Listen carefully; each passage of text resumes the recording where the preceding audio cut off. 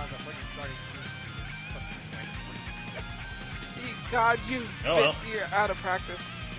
It's been a while. To be fair, we can all be here. And I just You know it. It's been 10,000 years. It has been 10,000 It's years. 1 week since you looked at me. It's been 1 week since you looked at me. You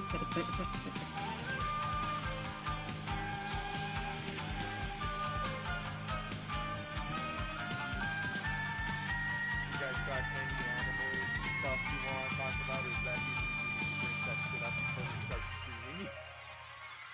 I don't know, I mean, I enjoyed watching the first season of that Red Ranger Isekai anime. Oh, hell yeah. Fucking Red Ranger getting shit funny how it's fun. Why are there Yeah, I mean, it's a nice change on the thing because he doesn't really come in overpowered. All his mainline abilities actually would, solve problems require him to have a group, so that's why he's had to pull in people around him, but that's kind of what he likes to do, so it's just like it's basically that one Star Wars meme from Rogue One. You are being rescued. Please do not resist. yeah, that is actually very true.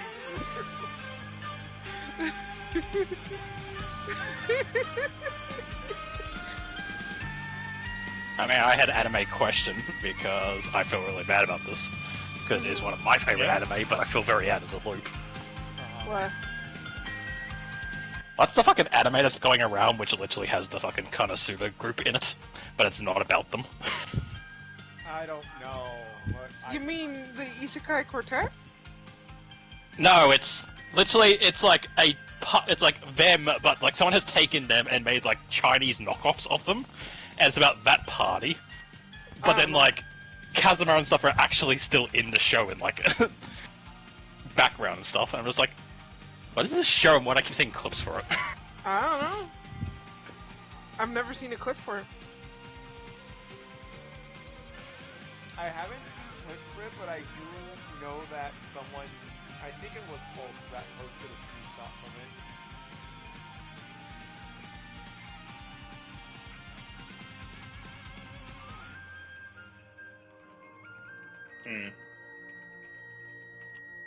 Yeah, I think I saw that meme too. I was just assumed it was a meme. Didn't even know it was actual thing that was out there. Exactly. I didn't realize it was a genuine thing.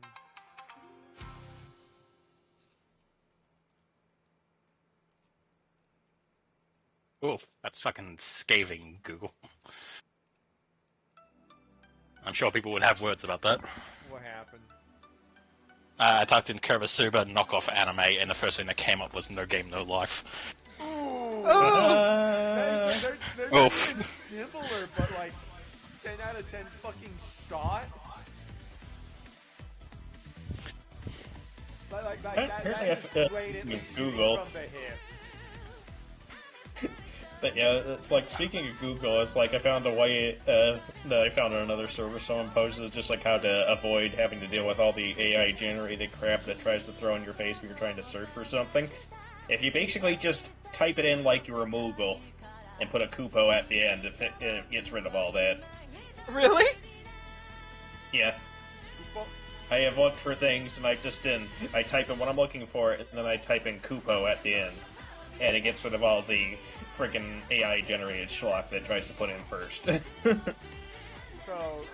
type like you're a fucking Google. Yes. I put cookies Kupo and I got something else entirely. Of course. It's probably not a one-size-fits-all solution, but it works for when you're trying to find something specific sometimes. That did not come with AI schlock. Because I mean, yeah, but you're right. It didn't come out with AI Schlop, but it also kind of didn't give me cookies. The first thing that came up was Wood Coloris or something like Cocoloris or something like that, and I was like, what? That is also not AI Schlop.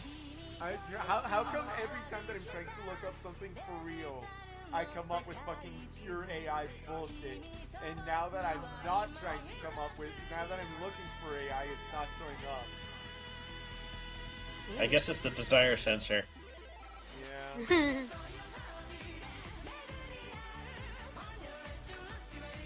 There we go. I found one. Oh. People. No, it's still giving me AI at the end. Hilariously enough, fucking hilariously, the one that finally gave me an AI answer was how to apply for voice acting. That one gave me an AI answer, and then I fucking finished it off with how to apply for voice acting, folks, and it still gave me AI. Oh. RIP. It doesn't work with everything, I guess. Nope. Yeah. It's not a one-size-fits-all solution, but it does work for a lot of things. Yeah. Because at least it gets the algorithm out of your way. Kupo. The Google AI, you must Google it out.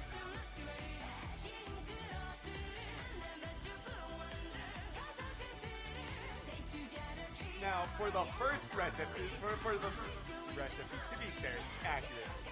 For the first thing that I looked up trying to get AI answers, because I thought for a fact that it was going to give me an AI answer, it's like chocolate chip cookie recipe. What do you mean you're not giving me an AI?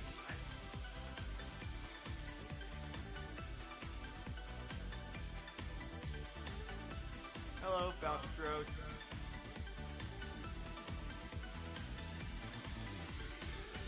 We were told that to break the AI, you just add Kupo at the end of things. It didn't work for me.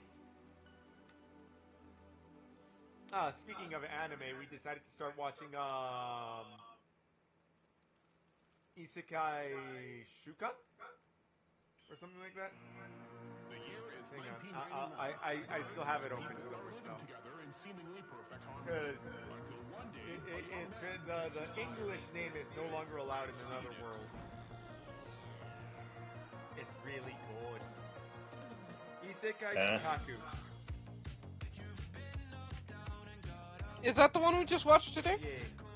Ah. It's really good, I'm not gonna lie. It's funny. It's the isekai about the suicidal man. Yep. How are you guys doing? Ask Fox Fruit. Doing alright. I managed to reach reincarnation level, what was it, 9 on the Gunfire Reborn. Oh wow, nice. You're actually doing reincarnation. Yeah.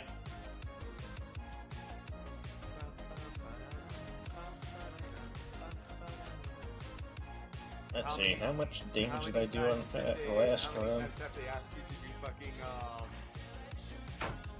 jumping puzzles? Not as much as you might think, but they're not that hard, really. No, I know that they're not that Either they've hard. gotten easier. I was gonna say it because I feel like they haven't been showing up as often. Because I really like the jumping puzzles. Oh yeah, they're those ones. They don't show up as much as the combat ones do. Yeah. I mean, there are generally speaking more combat ones. Yeah. But yeah, I didn't see less and less of the jumping ones, especially on the when you get further and further into a run. But yeah, at least on the last run around my let's see, max level damage I did throughout the run was 1.326 million. Wow.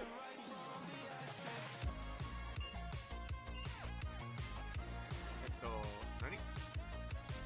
Why is my controller not turning And on?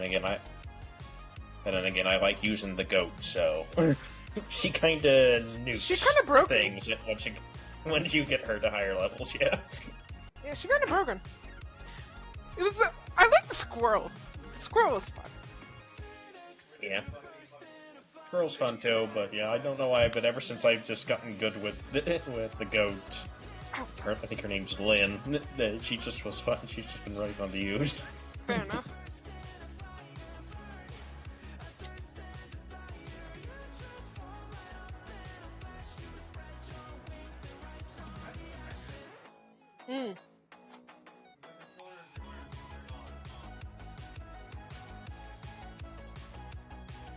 Oh no. What you looking for? His controller's refusing to turn on. Steam Oh, on. for fuck's Restart sake. Steam, maybe? Yeah. That can sometimes help.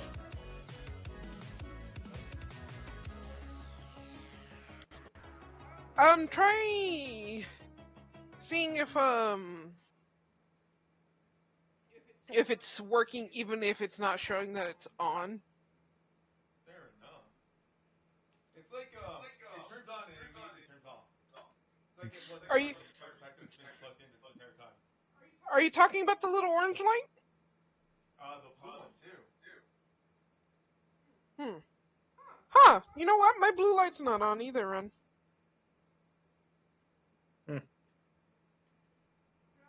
Just check to see if it's still on, because it might actually still be working. Nothing's happening. No. I mean, go into either, like, where you can do the control test, or into an actual game. Let's see.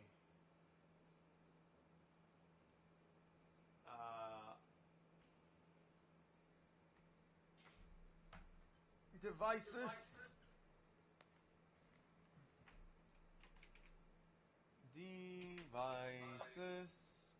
Device manager. Yes, that works.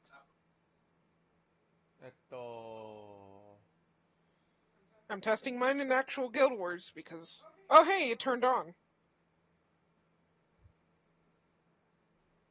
Maybe you should turn on a game. Bluetooth, controller, properties, drivers, details, events. This is the wrong device manager. Settings.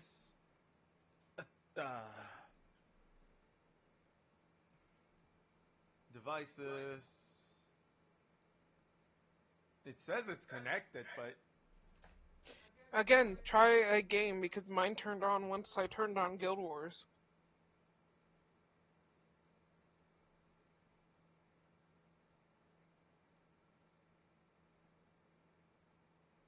They like to act funny sometimes.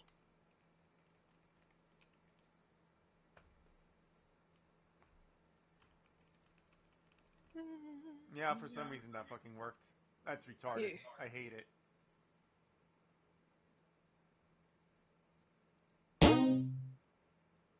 That is actively dumb. Yep.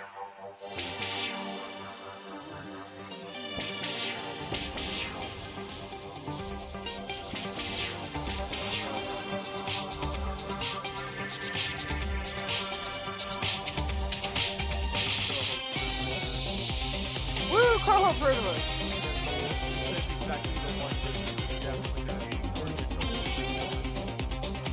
Hey, you don't know if I'm gonna be ignoring. What? You said I would be ignoring. You don't know I'm gonna be ignoring it. The softness made me joke. Fair enough. No, I know you're going to be ignoring it because you just said that you are playing Guild Wars. I turned on Guild Wars to see if my controller worked. Fair enough. I know how you are with your Guild Wars. You're right. I'm gonna be playing for 2 hours. That's a low side estimate. As a matter of fact, that is such a low side estimate, I don't even believe it. Fair enough. Your low side estimate is 4. I hate how accurate that is. No, I can stop to be less, Ren. It depends on if people tell me they want to do stuff. I like how me streaming started as I am giving you something in the background to listen to while you're fucking doing art, and it just turned into, oh, Ren streaming, I go ahead and do Guild Wars. Oh, I found the monkey. Let's ignore the monkey. It sometimes is also when, like, I've done my work earlier on, and therefore, at this point, I'm already done drawing. I don't want to draw anymore.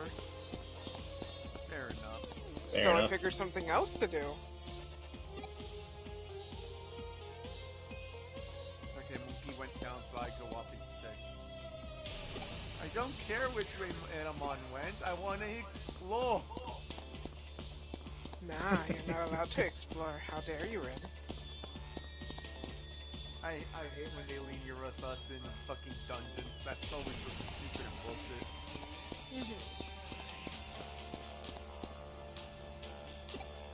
What kind of armor are you wearing? You gave me so much dungeon and then you're fucking linearing me. Fuck you. Yeah, because you don't get to truly explore this dungeon until, like, later. Miria, tell the dungeon that it's being dumb.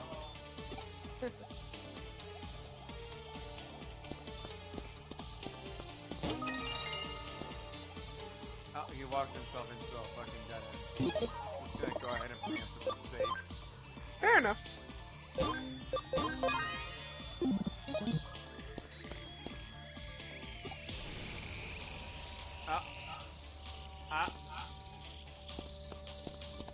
Uh-huh. I don't know, I'm just angry with the character. He's running right through us!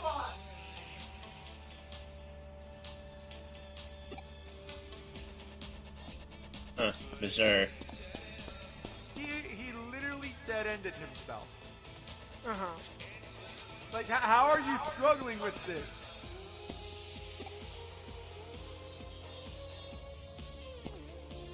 Because you're being cutscene.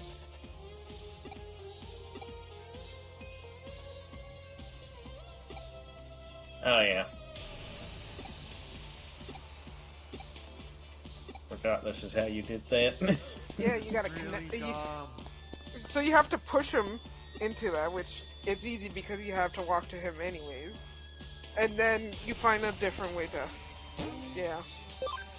That's really, really dumb. Hey, layers upon layers upon layers! I don't know if there's Digimon in here. I think there is. There usually is. Yeah. But we're not farming for them anymore. Fair enough. That genuinely annoys me, I'm not gonna lie. Fair enough.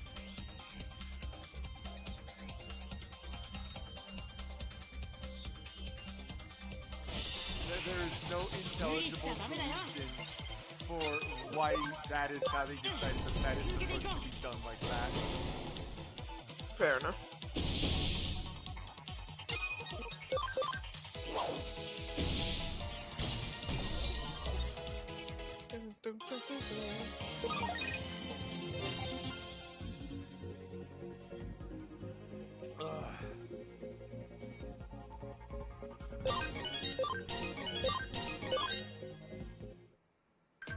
Hello, Era. Hello! I got friendship. Again. There's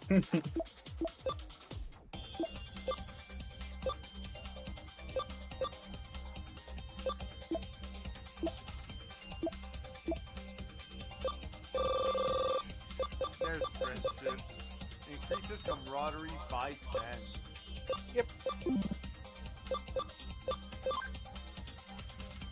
We did a potluck, but I got yelled at for trying to add Mochimon to a... Why would you do that to Mochimon? Because why not? Greymon, that kills people.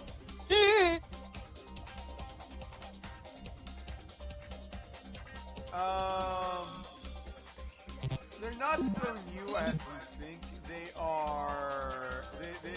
It's the GM and a different player from the. If you have seen our Pathfinder games, yes. I have a very, very select group of friends, and they all play Pathfinder with me. Except for one of them. Yeah, but he's also not here. Fair enough. I mean, he Yeah, popped they in. really don't. Every once in a while. They pop in, yeah. But it's But usually when they you're don't streaming go. way past your usual, like, stopping point. Yeah. Ult usually comes on late, yeah. Yeah. I mean, that's usually when he wakes up. He wakes up, pops in, Exactly. stays muted. I mean, he was free to join the Pathfinder game, and he still is. He's just lazy. And can't be bothered. Because he's lazy. Yeah. Yes, they do, yeah.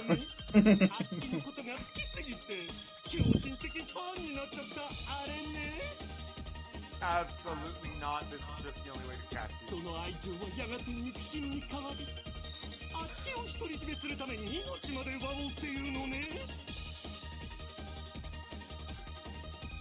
Sir, you spiraled really quickly.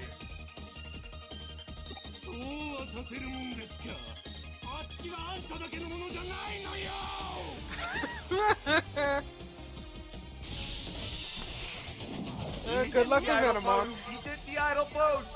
I mean, he wants to be an idol, so... Anywho, I believe he is, virus. Oh, he's gonna die now. He's only a champion, too, isn't he? Oh, he's Yep. tankier than I think he's I thought he was an ultimate level. I know, yeah, he's ultimate. Oh, it is? I thought he was champion. Yep. No, he's ultimate. Like, no, he kicks shit out of everyone in the anime. Yeah, because if you go by the way it went in the anime levels, it was Digimon who was the first boss, and he was champion level. And then it goes to Edamon, he was ultimate level. And then Technically, Myosmon was first. technically also ultimate, but he evolved. Yes, he became Venomyosmon, and that was where we started the Mega route. And then he became a human and ruined an entire series, but we don't talk about that. I don't know what you're talking about. That never happened. You're right. Season 2 ended where the thing that everyone expected and wanted to happen happened, where the villain's DNA evolved into a big monster, and we had a cool fight. Yeah, And definitely didn't end with the power of children singing a song and holding hands and doing kumbaya. Yeah, exactly. Well, Why am I glad I missed that Well, one? a returned villain from the previous series with absolutely zero build-up showed up to be like, haha, I'm here and I'm evil again. Right.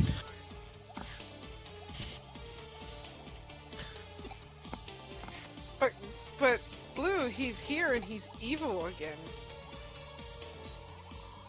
Is this weekly? Oh, gross. And she is actually playing Guild Wars. I fucking called it. Yeah, I'm doing a little bit of dailies. Shush. 電脳探偵さん、よかった。無事だったんですね。私、もう何が何だか、どうしたらいいかわからなくって。 Yeah, I just had a thought. What's up? Yeah? Would you be more mad, or would you actually, somewhat be like, okay, this is a stupid gag, but I respect it now? If literally every season, despite the fact that none of them are connected of Digimon, ended with Myotismon just re-showing up again and being like, I'm back again! I would be Even if there's no logical reason why.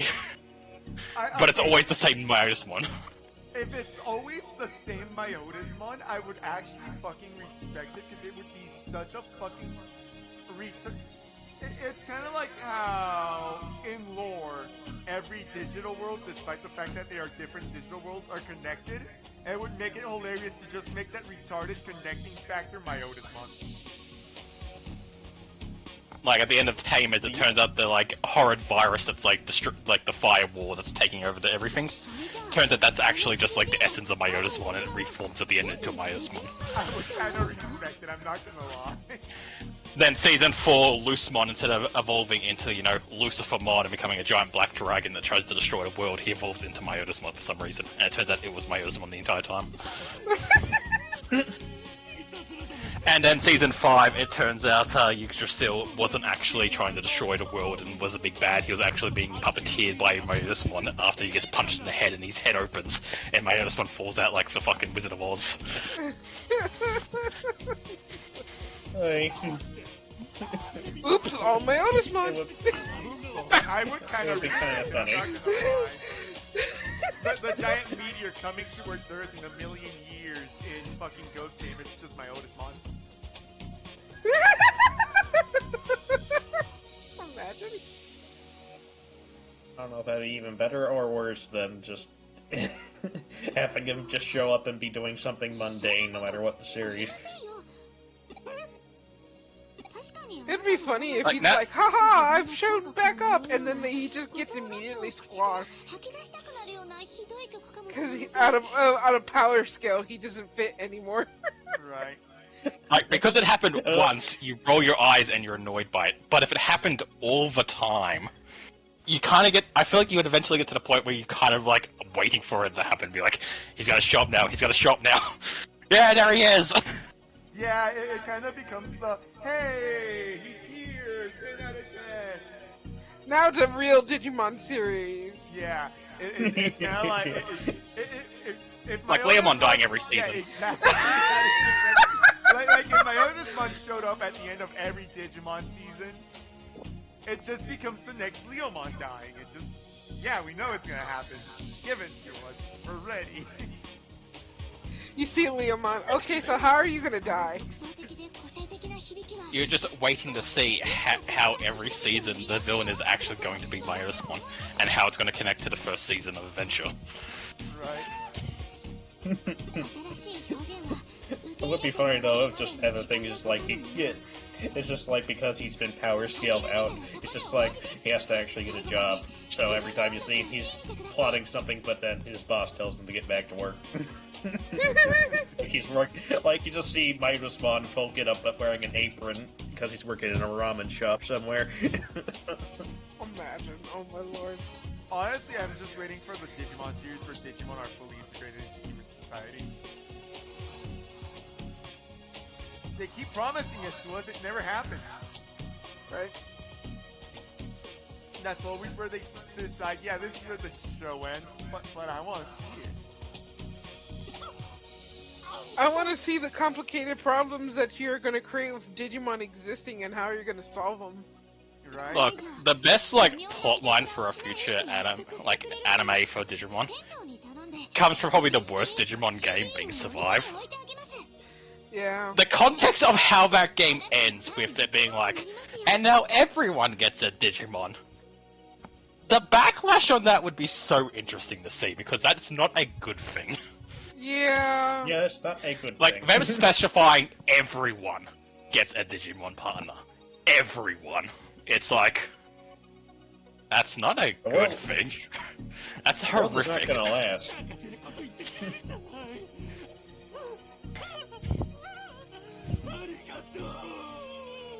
And it's not like, because Eye-Stabber Steve, the serial killer, now has a friggin' Reapermon helping him on his murder victims. It's because little Timmy is... It's now because little Timmy is riding around on Machinedramon and is like, this kid bullied me, blow him up! Yeah. The issue is that... The issue genuinely just is that there are going to be people who undoubtedly will abuse their newfound power.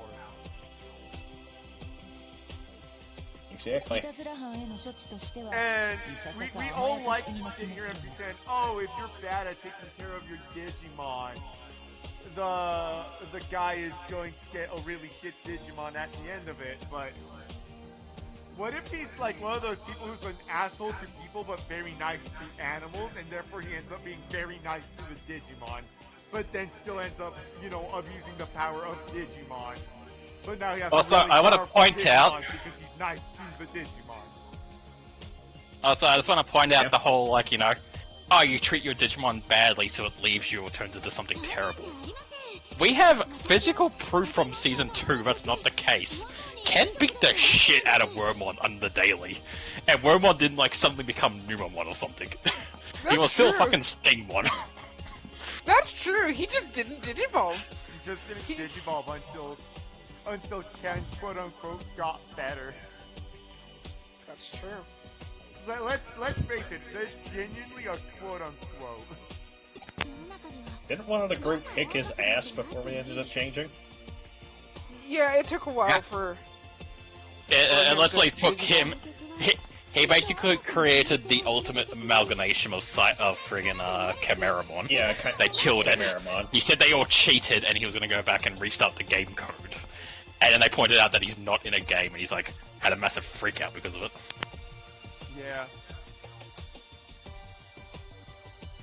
But didn't one of the group deck him? Yeah, it was Davis. Davis punched him square in the face, and that's why they're friends. Yeah, so I was just like, yeah, someone actually punched him. It was just like he didn't. His whole turnaround was not without consequence. Scar, why are you I think it was also Naruto and Rock Lee? They actually punched me. I think he also lost Wormmon before he ended up getting him back, and that was another thing that zoned in on it, that he wasn't in control of everything. Fair enough.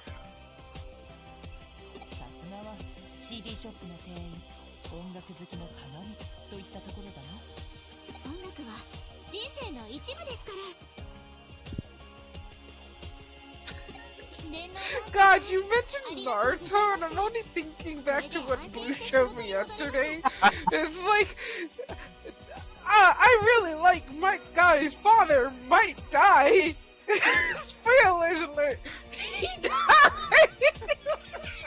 And I'm just like, hey, why does that get me?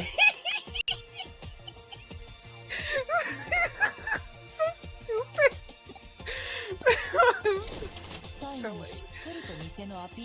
They managed to just really make a bunch of drug jokes into Naruto, and I'm like, God, I hate how well it worked. It worked really well. Yeah. I mean, after the stream, I'll put it back on because I haven't finished watching it yet. Oh, cool. We might have to start from the beginning because there's a lot of funny jokes in the beginning. So I don't think. This is my RV. They'll never find it. It's hidden in the leaves. I was gonna say that there's a bunch of streamers who just watch other people's content, but I don't think I'm at that point where I can just fucking go daily dose of internet and start watching that and do react content. Oh. I don't want you to ever become a react content because I feel like you're better than that. Same, I'll be honest. I understand why react content is popular, but at the same time, it's cool seeing someone react for the first time on something you love, like watching a popular streamer that you like have like good personality, watching through like a series that you really like someone being like, this is the first time I'm watching The Emperor Had a Text-to-Speech Device, for example. Right. I enjoy watching that because, it's very funny to see their reaction to very popular jokes for the first time, and you just kind of smile at it. Yeah. But at the same time, it's also very lazy. I do feel like it's very lazy. What I will say is the one that I want to watch, but it would never happen because fucking Disney. I want to watch people watch something such as, it's my first time watching The Emperor's New Groove. Hell yeah, I want to see how you react to Cusco. Yeah, stuff like that. I'm sorry, you've thrown off the Emperor's Groove.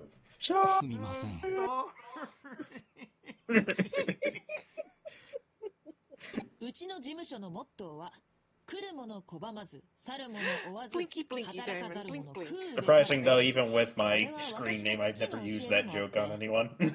The what? You've thrown off the Emperor's Groove.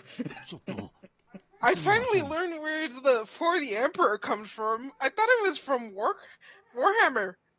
It was Oblivion. Yes, I've been showing her Oblivion stuff, and she's realized that all the jokes that she's heard in her life are probably from it. Yeah. Yeah, I'm just like, what the fuck? I'll be honest, I have gotten... I fucking played Ina Dream Barbecue. I probably should have saved that for fucking stream. I mean, you can still do it. But it has such a fucking good set of things. Where if I ever reset up you got a new subscriber, it's gonna be bless you for your business. Yeah, I really like that. Fucking Bless you love bless you for your business. Another one that I like is, we both like it, it's like, feed my demons, give me the cash! No, it's sponsor my demons, feed me the Oh, cash. yeah. Yeah, there we go. Sponsor my demons, give me the cash! Yeah. You know Dream Barbecue was so fucking good.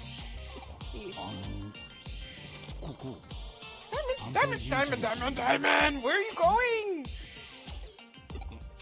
Of course, another thing I saw recently was those that indie animation that people were showing me earlier. It was just like that Indie Cross one. That was kind of hilarious and also has a decent animation to watch. Just the Cuphead in the second episode.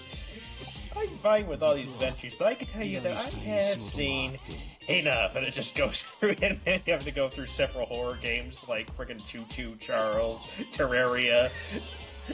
I like how you said And then several finally horror friggin' games, and the second one you mentioned is Terraria. Well, you think To be fair. fighting for... Yep. To be fair, if you were actually in Terraria, that would be horrific. Yeah, there's True. Yeah. there's a living wall of flash that chases you down, and you really can't escape from it. Like, the first boss you will probably fight, but, like, I know it's not technically the first boss, it's one you can get before it, but it's technically like a random chance spawn rather than an actual guarantee one.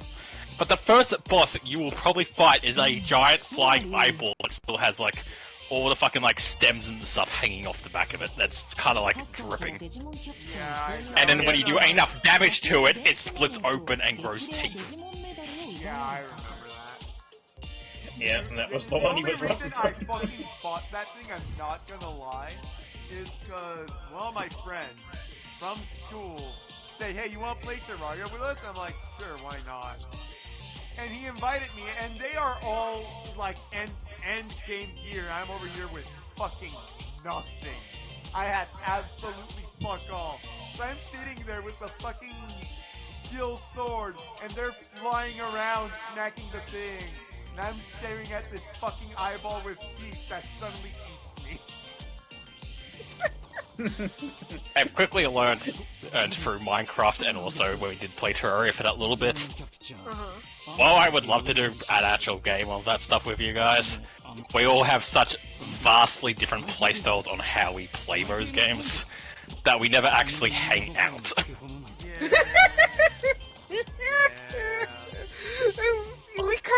We're kind of seeing that when we're playing Power World, isn't it? So in Power World, I like being retarded and I just go hunting. I will find a boss pal, and that is my mission for the fucking rest of the fucking game. At least with Power World, we team up for those bosses eventually. Like, we're like, alright, let's go do a tower, and we show up, and it's like, kind of cool to see how people evolve with their own playstyle and what powers they now have because of it. But, you know, Minecraft, let's take the first world the three of us played together with it.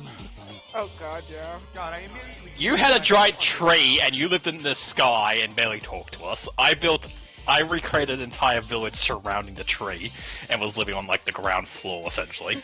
And then when Red went deep underground and never saw sunlight ever again.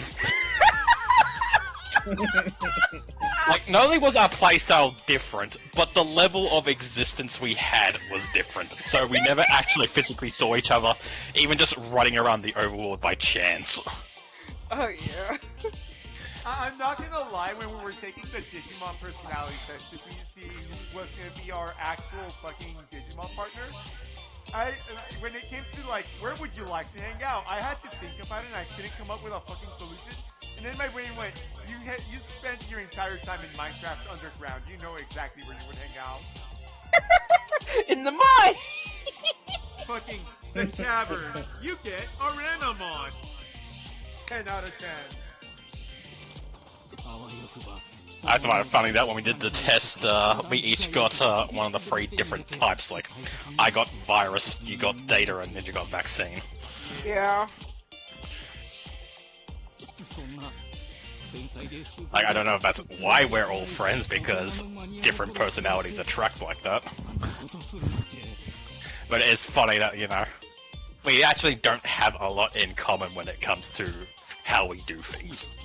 Oh yeah, no.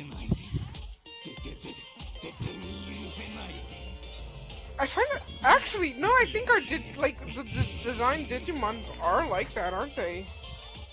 Now that I think about it, I'm pretty sure I feel like my little girl is either vaccine or she a free type, but well, I would say that you're probably vaccine considering that you're wearing it's not a holy crest. Fair. Because I didn't design it to be like it's similar in aspect, but it's not exactly like how Uni's her Digimon has it. Fair.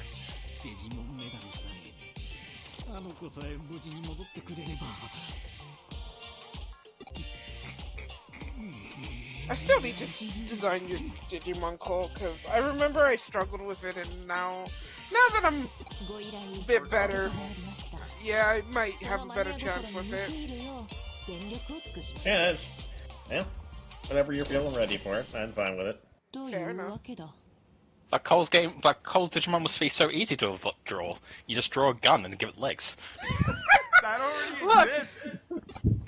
Look, I was trying to give him a gun rat wolf creature. I think that also already exists. Yeah. Wait, what? Like, I don't get the rap, but I'm pretty sure, Cole's wolf? notes, I think I made the joke after he gave you the notes, like, this is what I kind of like.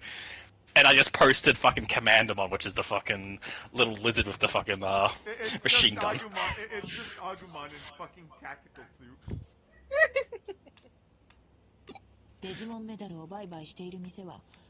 Like, it's a cool design, but it's like, yeah.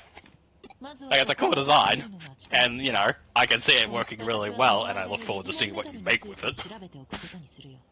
Well, let's be honest, I don't think anyone here has actually been original with their design.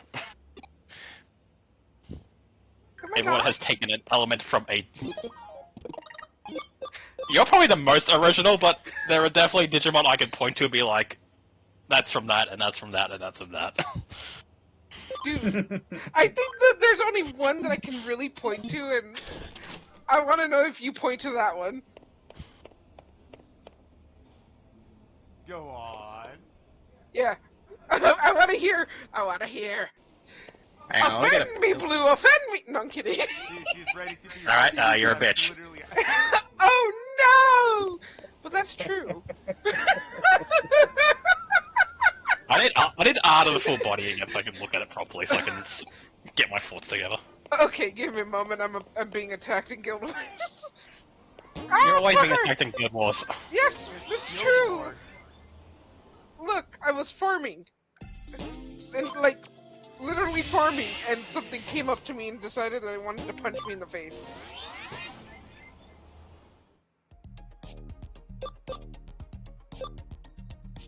I was not expecting you to go into that small little screen. Shall I give you the full bodies of all the ones I have currently? If you want. Sure. I honestly just need to look at yours so I can, you know, dissect it. Sure.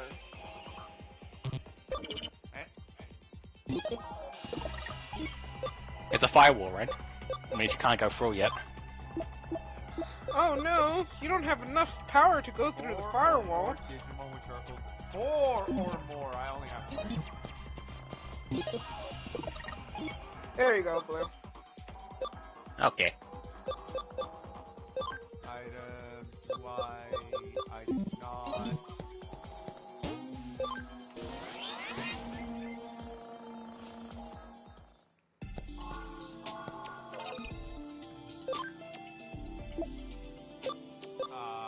And I am looking. It's so funny. Because when looking through some old art, I actually found her first original design, and she looks so much different now. She didn't have a face. Ultimate, 10 out of 10.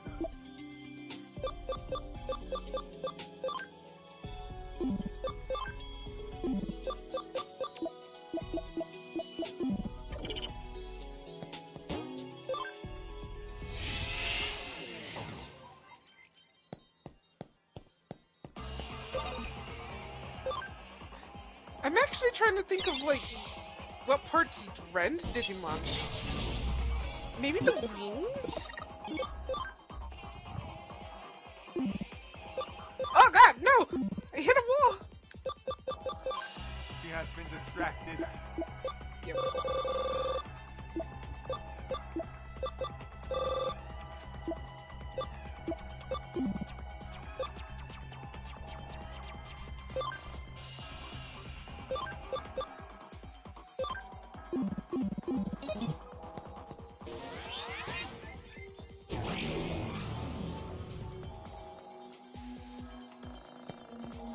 Coding level 10 out of 10.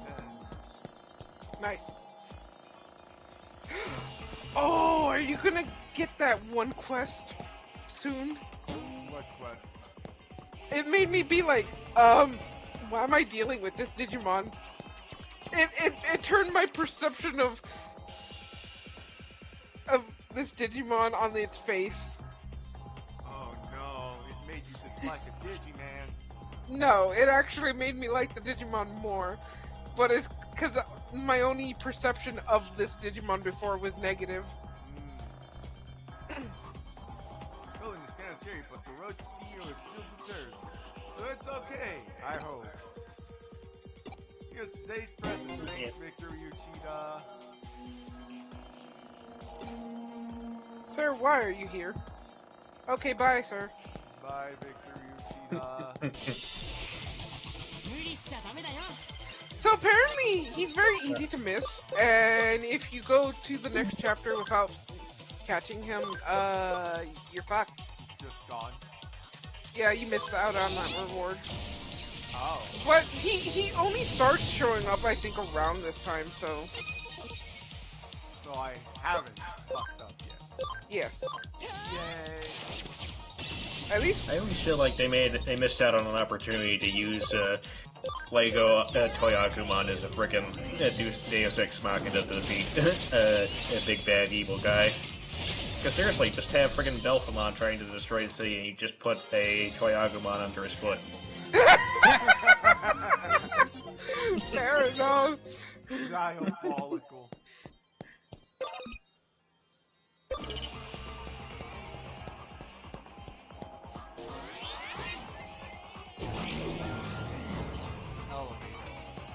But I think the Toy Agumon is literally just Legos. I'm still surprised, like, Lego and Bankai have just teamed up just to make, like, an actual Toy Agumon. Right? Like, you don't need to do everything else, it's just, like, sell a single model kit of just Toy Agumon for Lego. I feel like you would make, like, your money back with whatever, like, agreement things you have to do with each other to get it done. Yeah. Fair enough. Is there like a Lego Greymon and stuff like that? It's like, does he have? Not that I know of. Not really, no. That's sad. I feel like if they actually continued it, it would be interesting.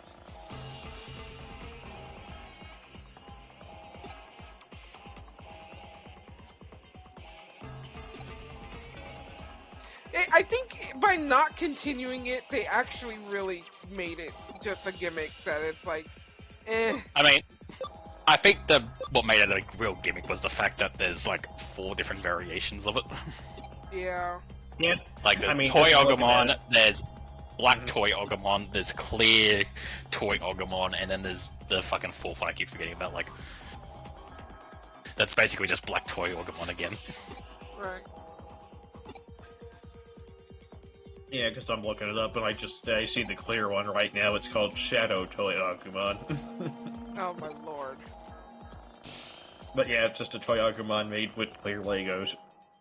Oh god, yeah, the clear Lego Agumon.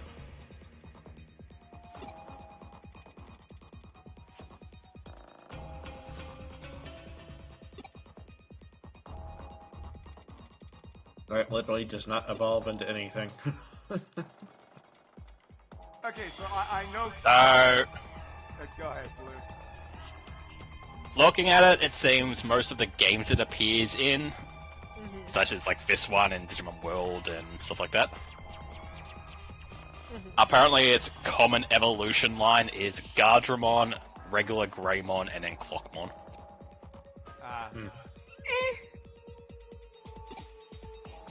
So, you know, I guess Gardramon is probably the most realistic one, I guess. Yeah. But yes, yeah. I agree. They probably need to do like a toy Greymon, and then a toy Metal Greymon, and then a toy War Greymon.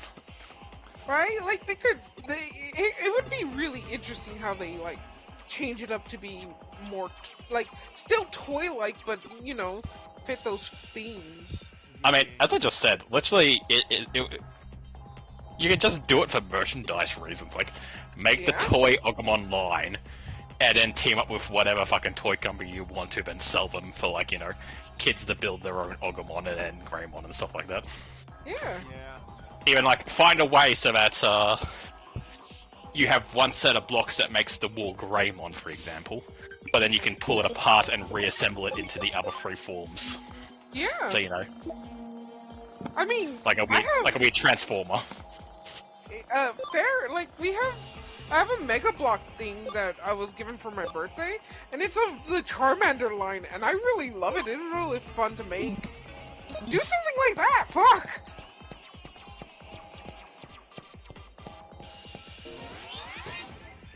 Do it of your Pikachu, fuck! Right?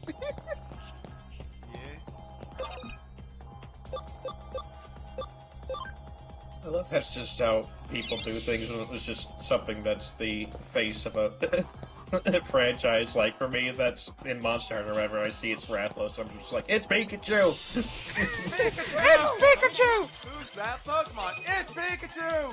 It's Rathalos! I was right!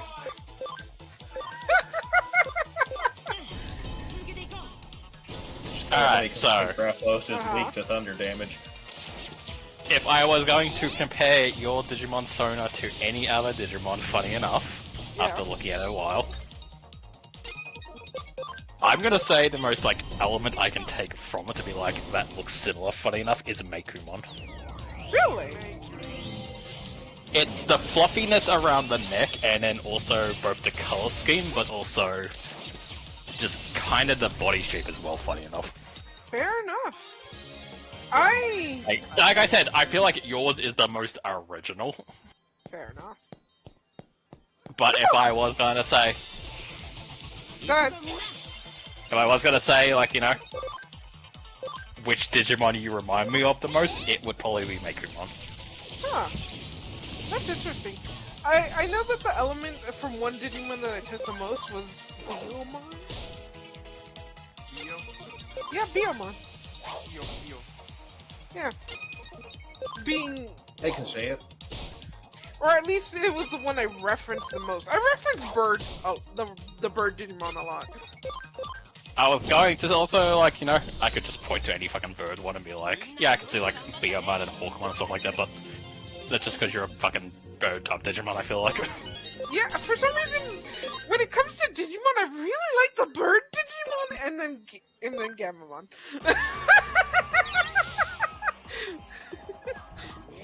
Also, we are literally about to ask what about Red Digimon, Marine Angemon is the answer. It's fucking obvious. Huh. I don't think I ever referenced Marine Angemon first. But that's interesting. Fuck yeah, I'm adorable! Like, one part of me is like, really, Marine Angemon, and the other part of me is like, Marine Angemon is cute as fuck, I love this shit. Fair enough.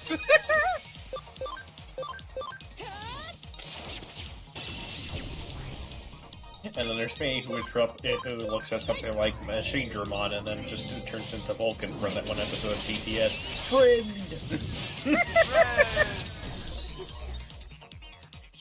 I was gonna say, what about yours? But that one's obvious, and we both know.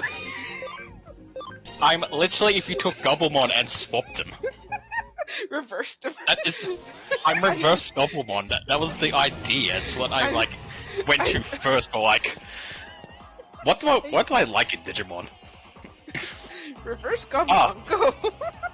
Instead of a lizard dressed as a wolf, one's if I was like a wolf dressed as a lizard, because I really like that idea, because that way I get to be the fluffy thing, but then I get to have like the elements of like the lizards that I really like. Yeah. There's literally a little fluffy guy cosplaying as a kobold.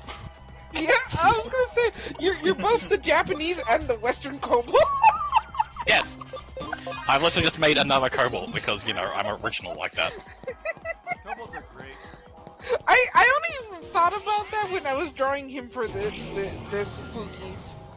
I was like, oh hey, he's just a kobold. He's quite literally just a kobold. I mean, to be fair, I'm over here trying to fucking... Technically speaking, what I want to do is technically create a kobold, but mine are like carbuncles. I love carbuncles because they're adorable. Just don't look up the meta. I'll be honest. They're fucking disgusting.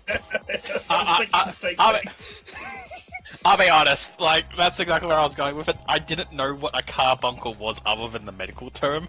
So when you came to me being like, I'm gonna make a carbuncle, I didn't know what you meant by that. I was so confused for so long. You can thank Final Fantasy for that. Yeah. To be fair, when it comes to carbuncles, there's the medical term, which is fucking disgusting, and then there's the mythological ones, which are just, it is either a retardedly rare gemstone, or it's like a fluffy fucking, it's a kobold with a gemstone on its fucking forehead. I mean, you know the funny thing is about the whole, like, kobold thing? If you want to make your own kobold, you just take what everyone does for a kobold, which is a tiny lizard, because that's not actually what, like, a D&D kobold is anyway. Fair enough. They're actually weird dog creatures, because if you look at them, you realize they have a dog nose and, like, dog features. But no one does that for their character. They all make tiny little dragon people because that's what people actually want. So, you know, if you're like, how do I make my own kobold? That. You just make them tiny little dragon people. Oh, I mean, we technically have 3 versions of kobolds. Kobolds, carbuncles, and another one called Hanukis? I think? Yeah. Fletcher.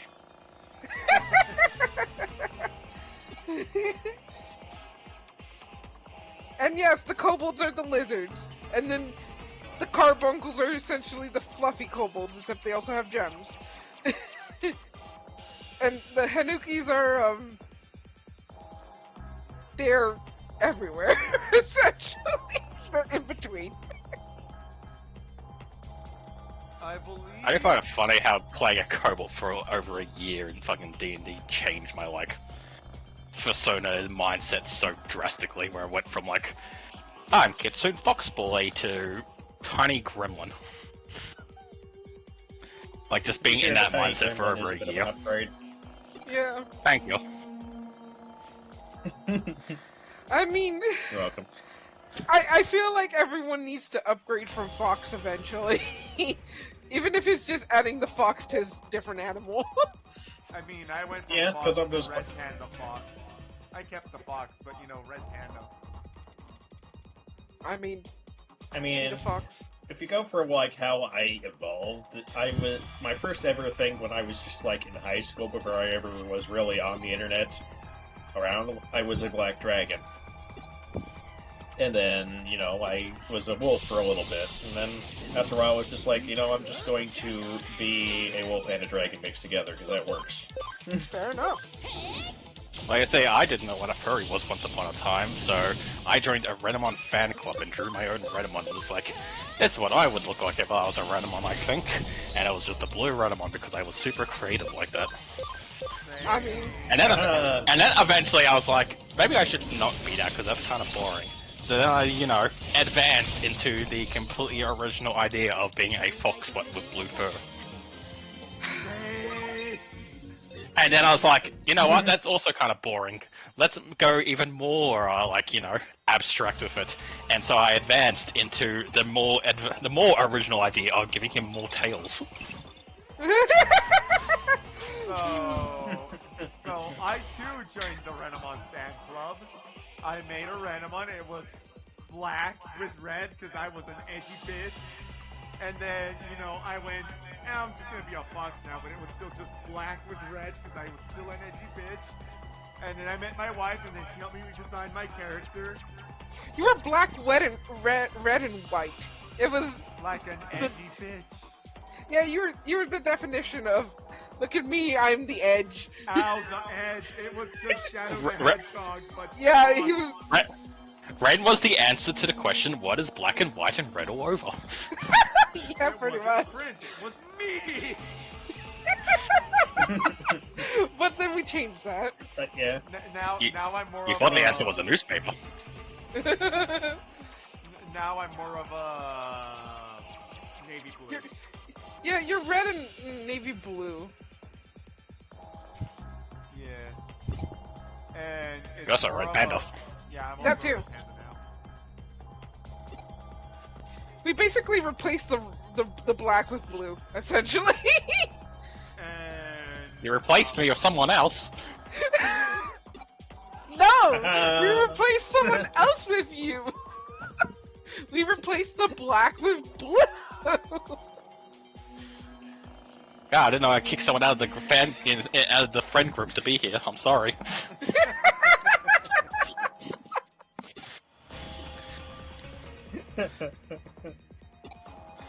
God, we're dumb. We're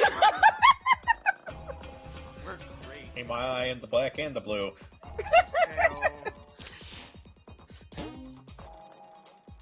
Who likes to run around in shiny green armor? You have the warp stone on you.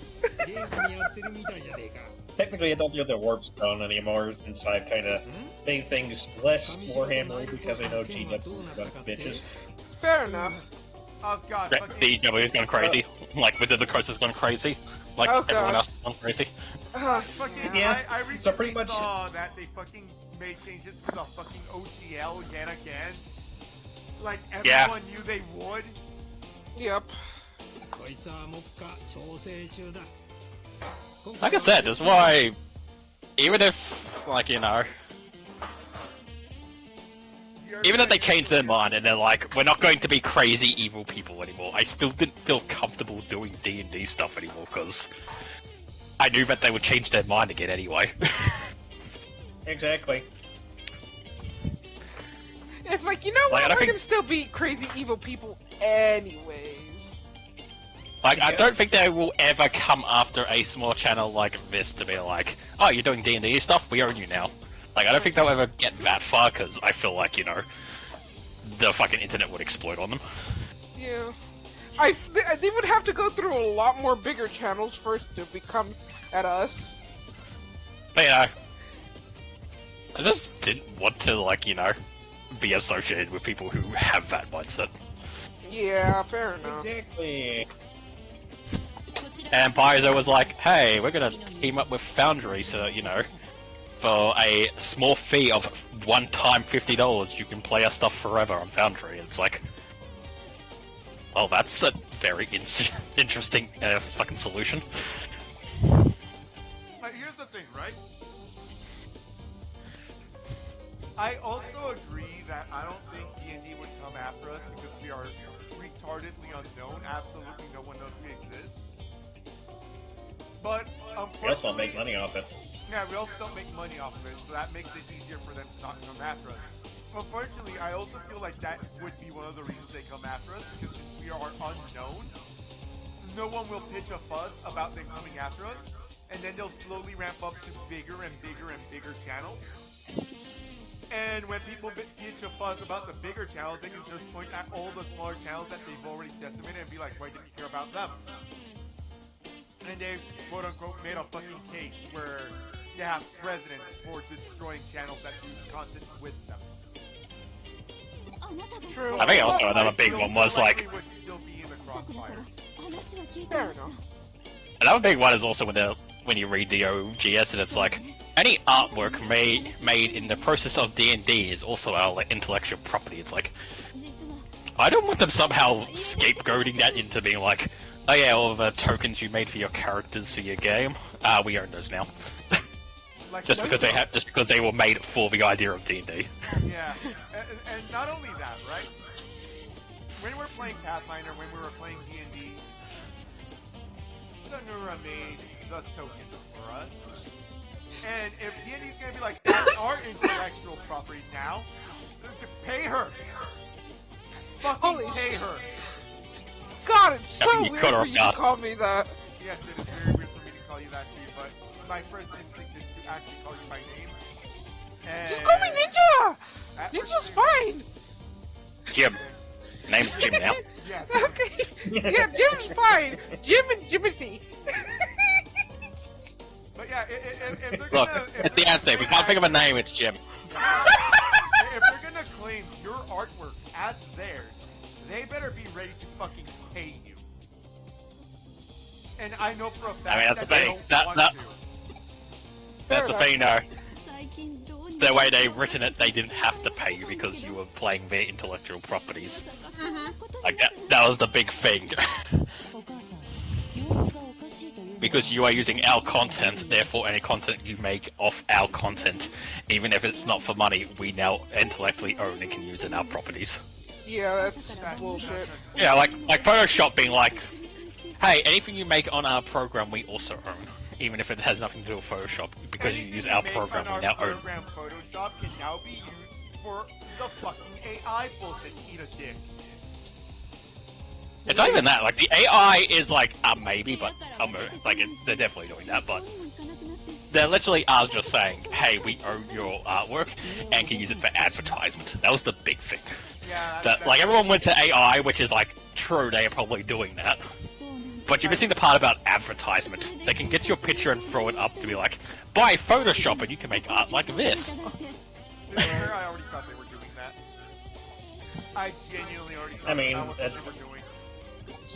Well, now they're doing it so that, you know, it's actually written in a contract, so now you can't sue them for doing it. To be fair, I do believe. It's why I never buy a new Photoshop. Yeah, I do believe that it was written somewhere that they were going to do the AI thing that I mentioned. Yeah, it's definitely something they are doing. I'm just saying that, like, when they first came out with it, everyone overlooked the fact that it blatantly says they're going to use it for advertising. Yeah. Everyone focused on AI right away, which is, like, fair. But you're missing the point where they have in big bold letters, we are using this to make money. Yeah. We're gonna make money off your artwork. And we're not going to be Money. paying you for it. Bitch, the fuck Yeah. you're not. I'm sorry. Alright. But yeah, that's kind of why frickin' Adobe got blasted off Blue Sky when they tried to stick their nose in. They got frickin' trolled to hell, and then whoever was in charge of their frickin' outreach team for that thing, or I guess, yeah, PR team for that, got angry and tried to say, we expect a little trolling, but we've been very ethical in our AI sampling. I'm just like, you did not just say that, sir. There is Now that- no... there is no... Speaking of AI sampling, we have what happened with Wikipedia. No, what happened to Yep. Wikipedia? There is so much AI scraping going on of AI coming in to scrape articles of Wikipedia to read it, to repurpose it for like loading algorithms, that it has Oh, you slowed got to down close the door, Ren. Oh, it has slowed down the website by like 75% and is now costing them like upwards of 80% more to keep it running. Because they can't handle all the fake traffic coming in. Wow, shit. That gate? No, did you make sure to pull the gate in? Look, I didn't close it last time, so maybe it got closed with the wind.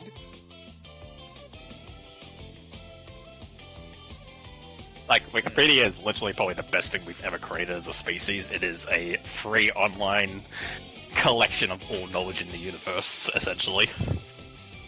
And you're going to destroy it so you can make your AI slightly smarter. It's like, this is a terrible timeline. So, I used to agree with you about fucking Wikipedia, but you know, literally anyone can show up and fucking edit it. Like, I know I'm a dumbass, and I'm allowed to edit that shit. Yeah, but then, you know, and someone else who actually knows what they're doing is going to see that and be like, that's wrong, and change it. Fair. It just all Like- depends on when they decide to see it, so. Yeah, like, your whole, like, you know, I'm afraid that someone's gonna go to Wiki and change all the articles. That does happen, but it never really lasts long because thankfully there are more reasonable people who deal with Wikipedia than there are, like, stupid trolls. I mean, I agree with that as well, but there's also people who are in management in Wikipedia who are not reasonable. That is fair. It goes both ways, where we can have stupid trolls who change Wikipedia articles for the lols, and then there are people who are in there who, oh, I don't like the way that this article is worded, and we'll change it for whatever internal purpose they have of their own. 最近このジミー・ケンとかいう小僧を率いるハッカーチーム Jimmy デモン Ken! ズの犯罪行為が手に Al- 負えなくな Also, ってき as, た Jimmy Ken. As some researchers who have been trying to be correcting the record in Wikipedia have said, primary sources are not allowed. Like, you cannot use the literal study about insert whatever here to edit a Wikipedia article as the source. It has to be a news outlet of some sort. しかもだこの大掛かりな電波ジャックからして So, かなり大口のスポンサーが背後にいると俺は睨んでる Why did you do that automatically? It's weird. Sorry. そ No, のせいで I'm 警察の talking 腰 to は my 重い character. と Apologies. No worries. She's talking to herself, she's gone insane. I have gone 大口の insane. スポンサー警察の捜査の鈍化神城ですか確かな証拠はないがおそらくな Jamie Kong. 神城ってエデンを運営しているあのお母さん娘さんのことはお任せください我々が必 Did ず she just call her 見 like つけ出します grandma? no, she calls her mom. That's weird. So, from my very limited understanding of Japanese, Mhm. it's we- it's kind of a way to refer to her at a fucking age range. It's like a friendly,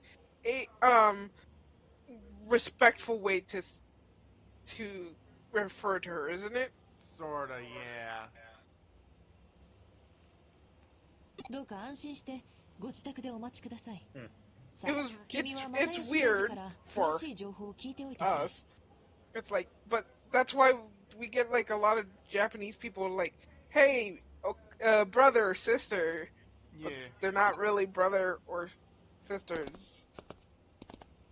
Right. And then there's the actual brothers and sisters, and it's just like, 前に一度俺がやらかしちゃったからな this is weird now.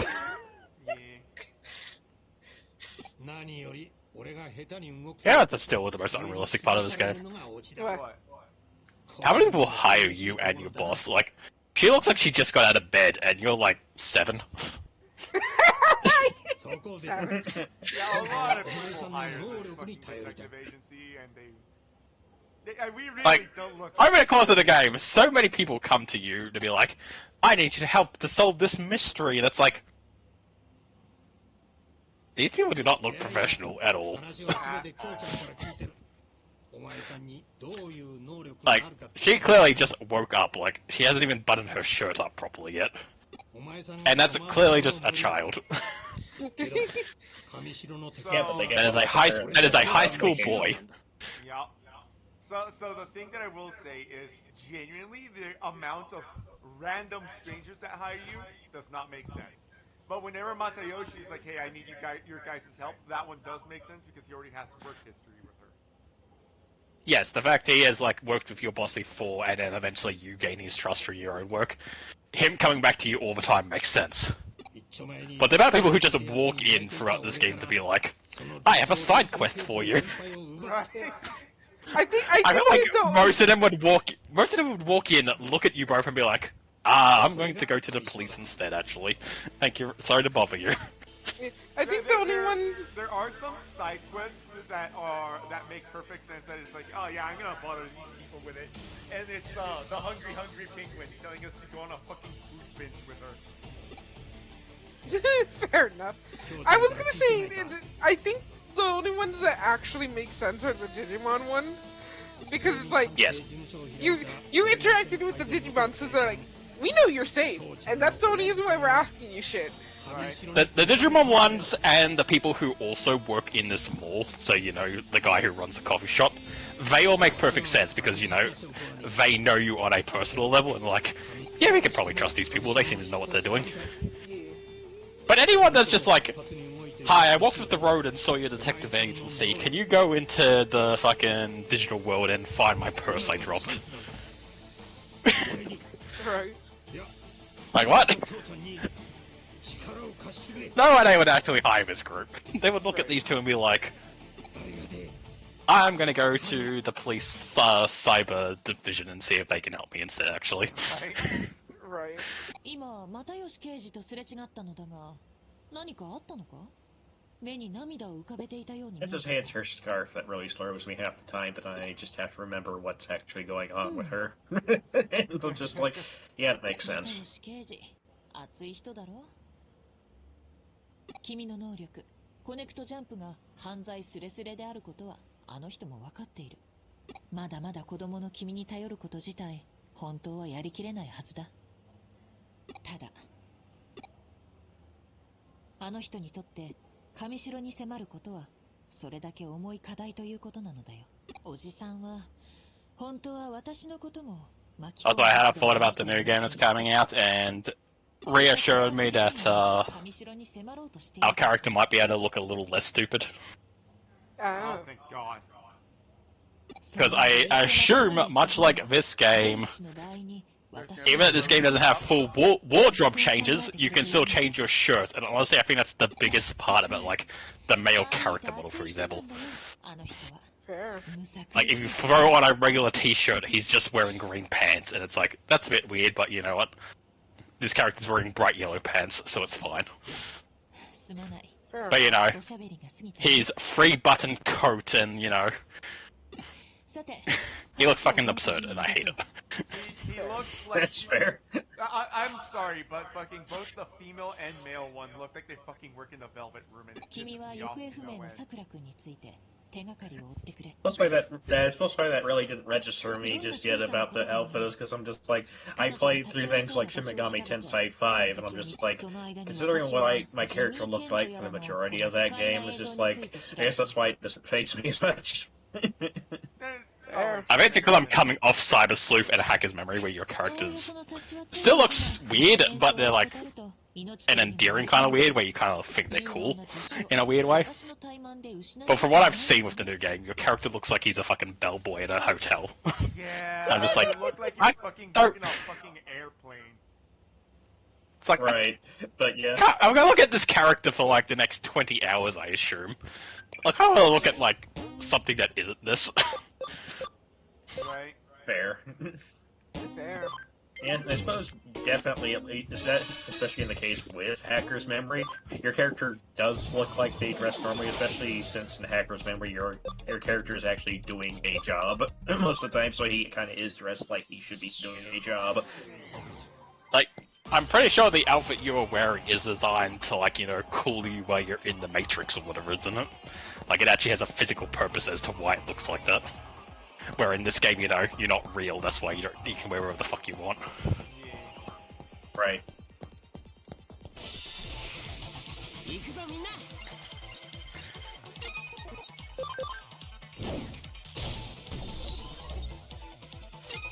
But yeah, it's like, because definitely Hacker's Memory, the guy the protagonist looks like he works in IT, which is basically your job. I will say that, so we talked about, like, the whole when Digimon were integrated into reality. The other one that I want is, you know, when Digimon first show up to reality, you are one of the people that's just trying to maintain normality. And here's this fucking Digimon saying, "You're my partner now." There are very fun concepts to be explored when it comes to Digimon. Oh yeah. Also, when Cole said that you look like a guy working in IT, I was very tempted to say, but you're not wearing a fursuit. Or thigh highs. That just reminds me of that one tweet where the guy was on a plane with all those people in fursuits, and the one person's like, I object to all of those furries being on the same plane. Not because I hate them or anything, but because if that plane crashes, that goes half our worse in the IT industry. Southernmost district in Tokyo. I know people hate furries for whatever reason. It's like, who cares why you paying this much attention to them? But so many people hate them without the realization that if you actually got rid of them, nothing would work anymore. You already people in the IT department, in the IT division, have a persona. Pretty much all of them. Look, they really needed something to do. What is the southernmost district in Tokyo? Oh. Southtown. Hold North on. City. Okay. What is this, Dragon Ball? Digimon. That's what I was going for.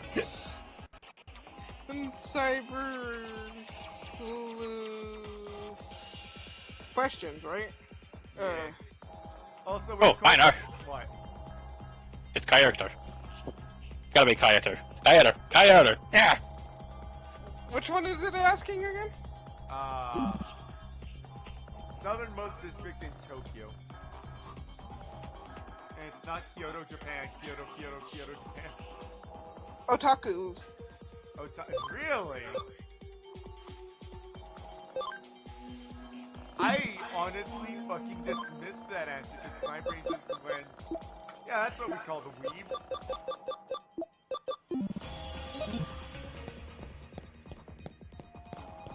I had already dismissed that answer. Fair enough.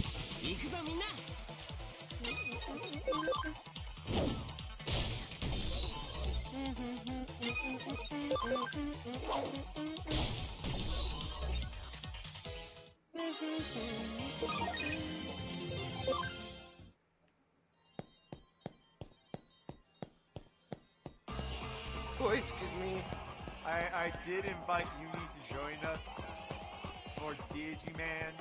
I think she might be asleep. Or dying. Or dying is a possibility too. Yeah. I did forget to send her daily Daijo Vu because, you know, she went in for surgery.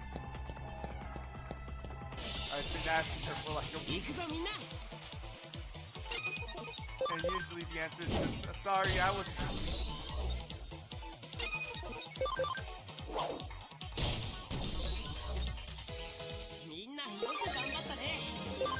Minna.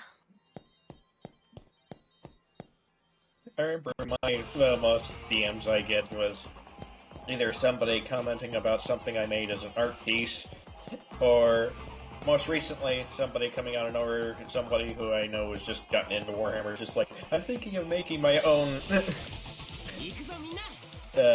see, what was it, homebrewed Space Marine chapter. Does this and such exist in canon? I'm just like, not that I know of. Okay, great. And that was it. Cool, I'm not infringing on anything. I don't know, maybe. Yeah, I'm just like, if you wanted to go into more detail, I'm just like, yeah, you could pretty much just make anything and it work. That's just how they set it up, so people could do that for the tabletop miniatures. I mean, like, you don't even have to. Warhammer is don't bother with the lore because the lore is inconsistent as fuck. Pretty much. Because it's just like, you don't even have to make the Space Marine chapter make sense. Because you could just like, because it's like, Space Marine chapter like the Blood Ravens, not in any way related to either the Blood Angels or the Raven Guard. Huh.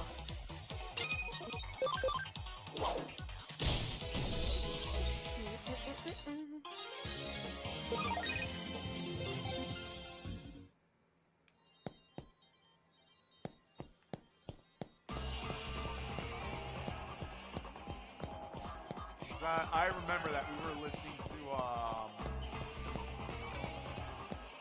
I don't remember who it was, but it was a YouTuber talking about the weapons. And he went to the wiki, and he's like, now I know what you all think about the wiki, and you're right. But when it's surface level things, the wiki is fine, because I know that the wiki will tell you that the character is simultaneously dead and alive, and it's technically correct on both occasions. Yeah, Blue was the one who showed us that video. Yeah. But I know. Sorry, I blanked out there. You were talking about one of the videos you showed us about. He was talking about the Warhammer weapon. Oh yeah. And then he went to go use the wiki to reference the weapon thing. Just like disclaimer about the wiki. I know how it is. To be fair, it's not really like, you know, the people who make the wiki's fault, it's Games Workshop's fault, because they can't get their fucking lore straight, so everything. Like, their strategy of everything is canon, but not everything is the truth. It's like, fuck off. Just give me an actual, like, you know... Just tell me what's happening in your world, that's all we need. Stop fucking, like, dancing around everything and being like, oh, this might have happened, but it might not have happened. Right.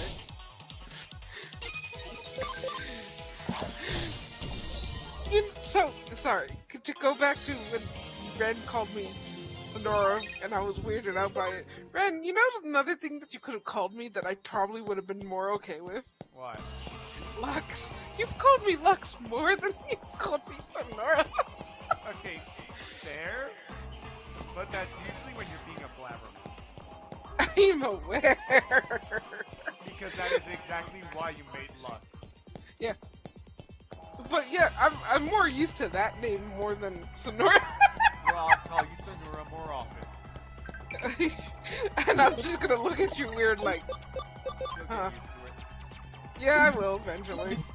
You'll get used to it just like you got used to me calling you Kitty. That's fair too. Only reason why I thought back to it is because I was playing Lux a little bit. Ah.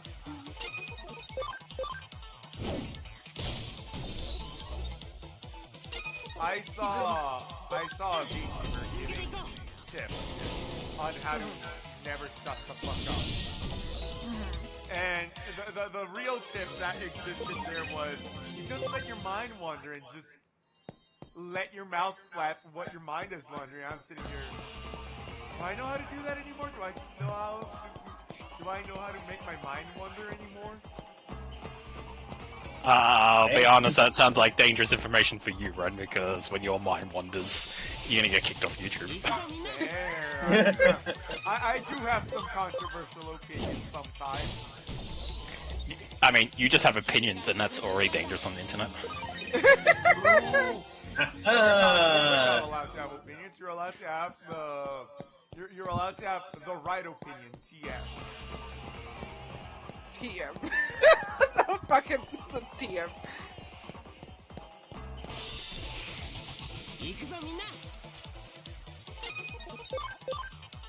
What's your opinion on this issue? What's the current right opinion? TM. What is your opinion on this character? Can we make it a fox with large tits? I appreciate this opinion. Speaking of changing characters, I saw a person recently who he normally just draws a bunch of witches and girls, but someone asked him to draw a gender bend Luffy, and well, he did. And I'm just like, huh? Okay, I guess. Sticking to you're drawing fan art, but in the way that you're comfortable with, by turning them into a girl. He even mentioned, he's like, yes, I know how Oda says that he would change Luffy and this is how they would look if they were a girl, but I'm gonna draw her this way. I was like, okay. Yeah.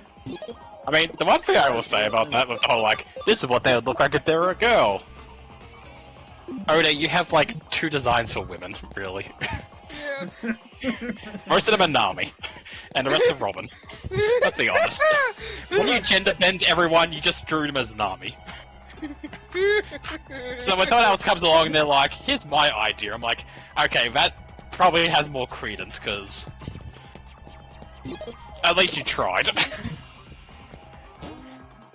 Oh no! Sorry, go ahead.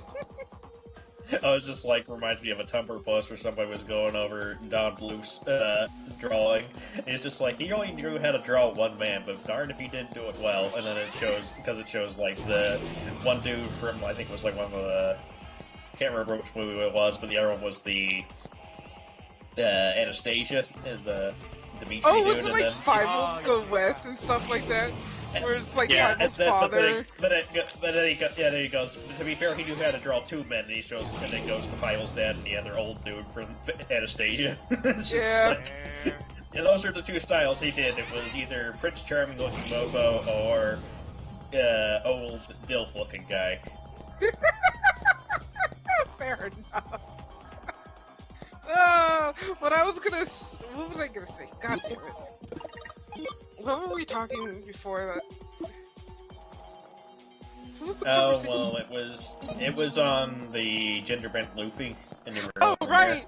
It would be bad if if he did keep, like, a gender bent Luffy like Nami, because then when her tits really start changing, it'll be a lot more out of there. Because of the rubberiness. Oh, good grief! Imagining what Luffy would do if he was a girl, or just decided to have tits one day. What happened there? No, You literally can. Oh, like going with how fucking like Oda likes his jokes and stuff like that. Mm-hmm. If Luffy was designed as a girl originally, she would definitely have had attacks that just involve inflating her boobs to like sucker punch people. Yeah. Yeah. Sorry, you said that, and the only thing that my fucking brain just shouted airbag. Yeah. Yes. If the airbags are suddenly, like how in, what was it, Fourth Gear, where, he was that big thing that could just, make his punches just go every which way. It'll be that with the tits. Oh god. Instead of inflating his belly like a balloon to shoot cannonballs back at ships that fire at them, he would inflate the boobs. Yeah.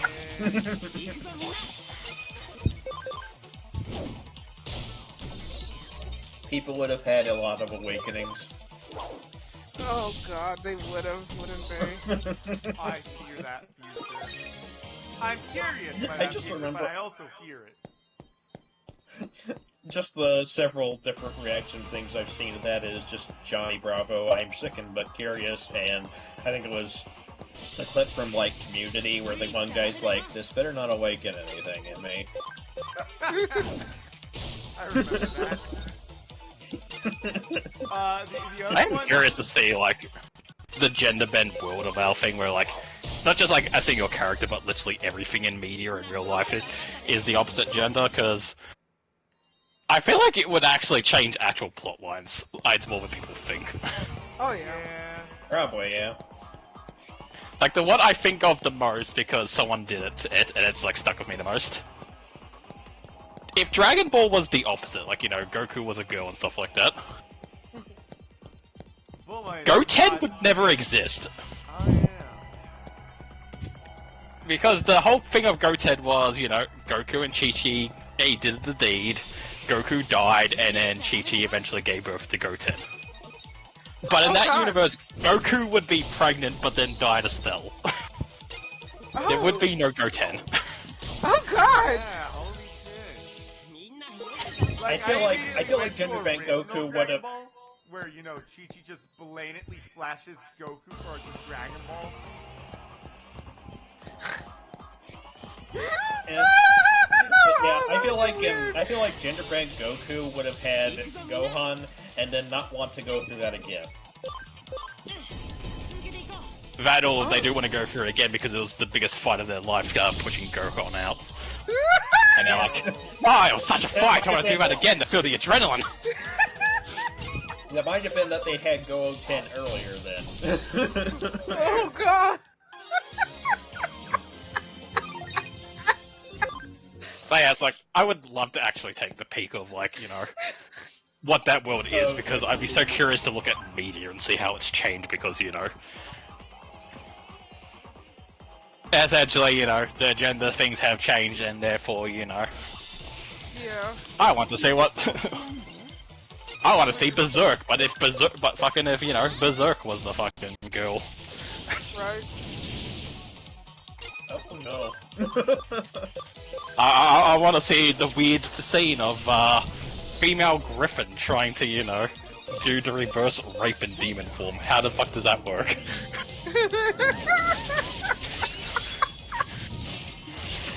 Oh lord!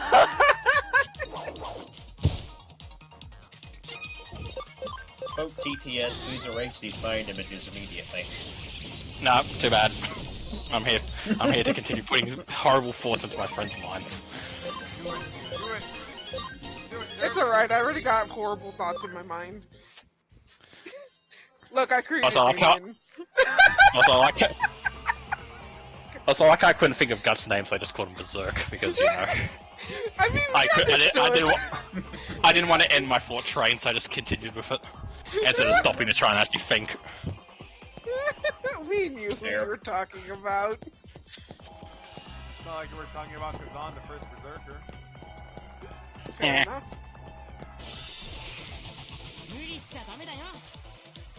I'm surprised how many people actually like that game. I've heard that you want it. It's a fun game. I played a little bit of it. I need to get back to it, but I just got stuck on gunfire. Fair enough. Look, what attracted me first to it was hot anime boy man, sorry. And look, I like berserkers. I play barbarians a lot. My brain just said, ooh. Your mind said... Yeah, pretty much. I asked Blue this last time because it's a retarded question, because it is a retarded question, but it's always... But when retarded questions pop up and people are having really stupid fucking takes, it's good to ask it. Hey Cole, who do you think would win, the 100 man or the gorilla?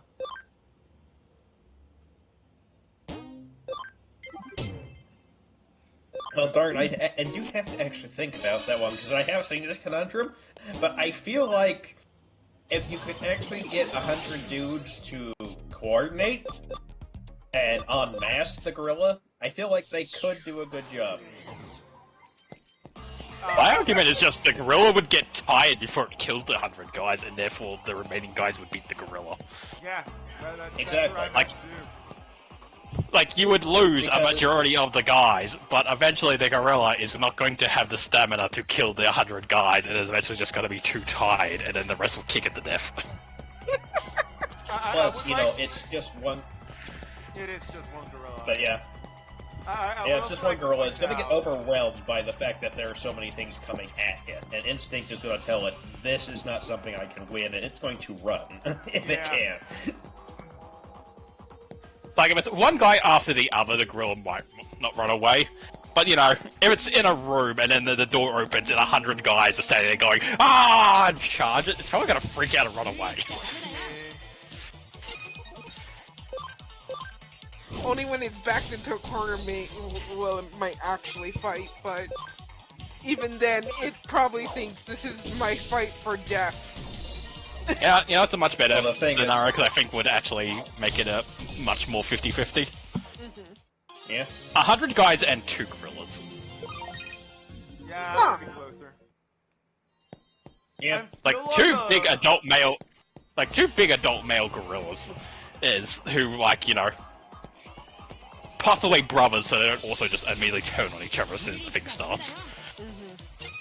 I think they working together could actually beat the 100 guys. It'd be very close, but I give it more than just, like, the one gorilla by himself. I think I would still give it to the 100 guys.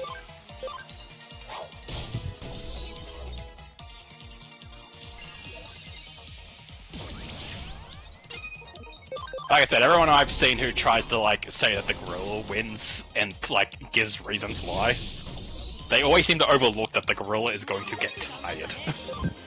I would also like. You know how hard it is to kill 100 people with your bare hands, even if you are a gorilla.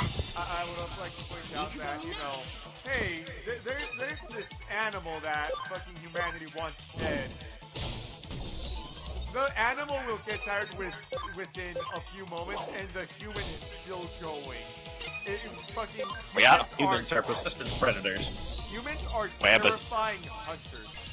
Not simply because, they use tools, even if you're just running away from them. Most animals do not have sweat glands. Exactly. Fun fact, I think it's actually only like us and like 2 other animals that actually sweat. Like, a majority of animals, even like things that are closely related to us, don't sweat. Right. But yeah, that's the thing is, the way humans are designed, we are built to, have the fortitude to just pursue something at our own pace. Since we're bipedal, gravity does most of the work while we're walking. So we expend very little energy just following something. Yeah.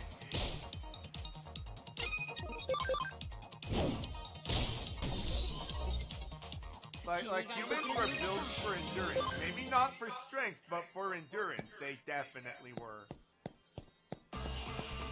And even if, let's say, with the 2 gorilla scenario, what's not to say that we're sending people in to give them the fucking runaround, so that they're chasing people around, expending the gorilla's energy. I mean, like I said when you first asked me the question, even if it is like the one human after the other scenario where as soon as one dies, the door opens and we push another guy out to fight the gorilla, that guy's eventually probably just gonna panic after walking into a room with like 5 dead people in it and start running around to get away from the gorilla. After like 10 guys of that, with the gorilla having to chase the human down to kill it so that the next guy will come out to fight it, it's just gonna get more tired than if it was just in a straight fight against 100 guys. Yeah.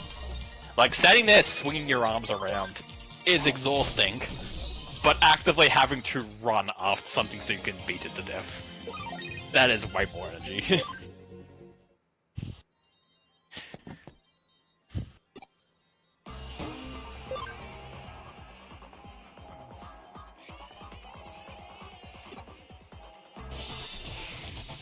Sir, we already been internet. It doesn't matter that I bumped into you. I'm not breaking anything.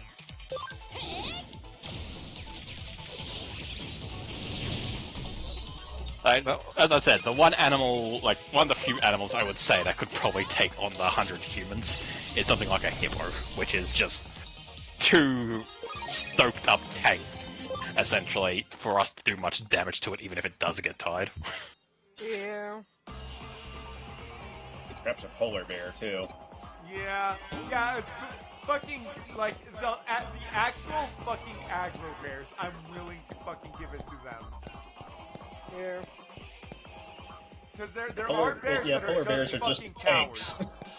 There are bears that are fucking cowards. I think we can take one of those. But if you give it to, like, the actual aggro bears, I think we're fucked. I think we're cooked. I mean, if you take like a black bear, which is an actual coward and mostly lives on like honey and nuts, I don't even think you need 100 guys to beat that. I feel like probably like 5 guys is probably enough. Yeah, with the way a black bear is in size, if it was life or death, 5 guys could probably do it. And with a grizzly, they spook easily. They do not like loud noises. But yeah, like, take a gorilla, like, as soon as it starts getting tired, even if you just took, like, a bunch of guys randomly off the street, one of them running in and kicking the gorilla in the face is probably going to at least, like, possibly break its nose a little bit. A guy running up and kicking a hippo in the side of the head, I don't know if it's gonna do much. Yeah. Not with the way they're built, man. Like, as soon as the gorilla is on the ground, I feel like they would be able to kick it to death. Which sounds awful, but that's why I think they win. But yeah, if you get the hippo on the that ground, I don't actually- think kicking to death is going to do much more than if it was standing up. Yeah. You're gonna hurt yourself. Anything that actively goes after people is probably going to have a better chance. Like a friggin' hippo who likes to just attack people out of spite, and a polar bear which is like Ren said, a freaking aggro bear to just, you know, if it's sees something it wants to go after, it's just going to go after. Yeah.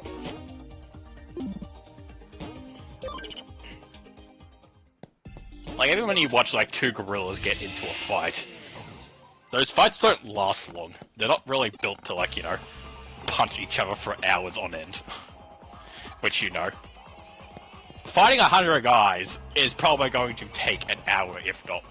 That is a lengthy fight for everyone involved. For anyone And involved. considering what humans like to do for fun is beat the shit out of each other in sports, and those can take longer than that.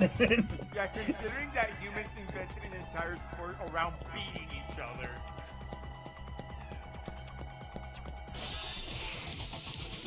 What is the average? It's like a boxing match. Let's see. I think it was like 10 rounds. I can't remember how long they. Let's see. It could be like an hour or two. I think I've seen boxing matches last up to like 13 rounds. Let's see. like 12 six. rounds, Round. each lasting 12, 5, yeah. each lasting 3 minutes, and range from 4 to 10 rounds. So, like 3 times 12 is like it's like a half an hour if it goes slowly. Oh yeah, because sometimes they have like two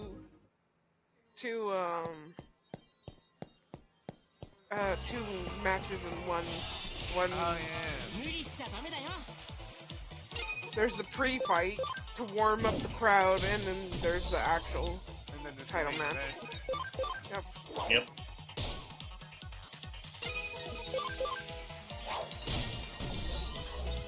But yeah, to add to the original question, I think the humans have it. Yeah, same. Yeah.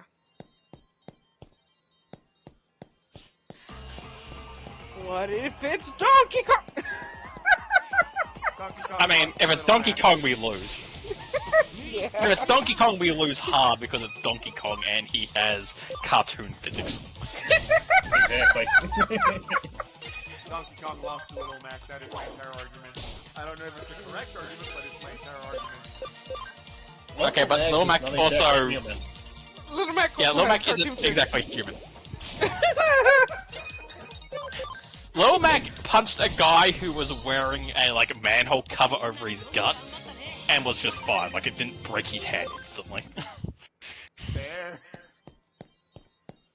Like you can't really point to Little Mac and be like,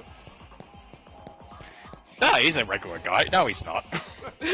No, Little Mac has been punching above his weight for his whole career. Yeah, he's kind of used to doing that sort of thing. yeah. Lil Mac's entire job is punching above his weight. Yep. Yep. Donkey Kong and his retractable teeth.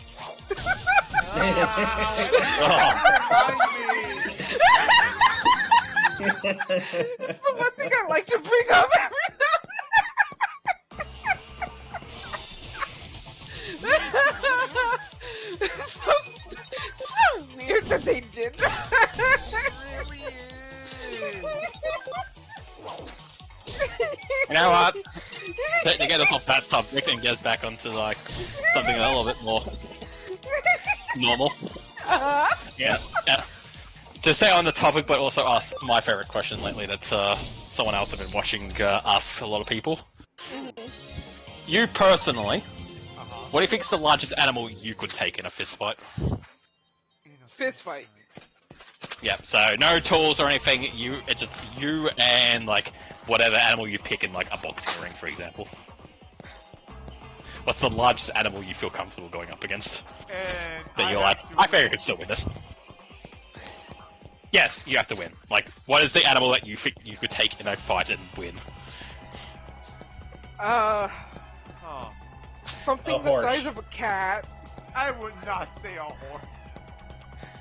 Horses are surprisingly fragile. That's They That are is actually. true. You can punch a horse in the mouth and it goes down pretty quickly.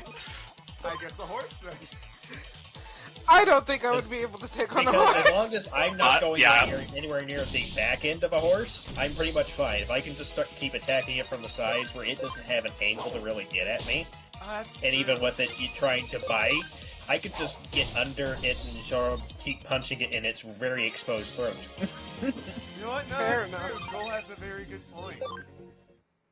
The reason why I said like a cat And or... if I just add it, and if I get a nice drop kick on one of its legs from the side, that thing is going down.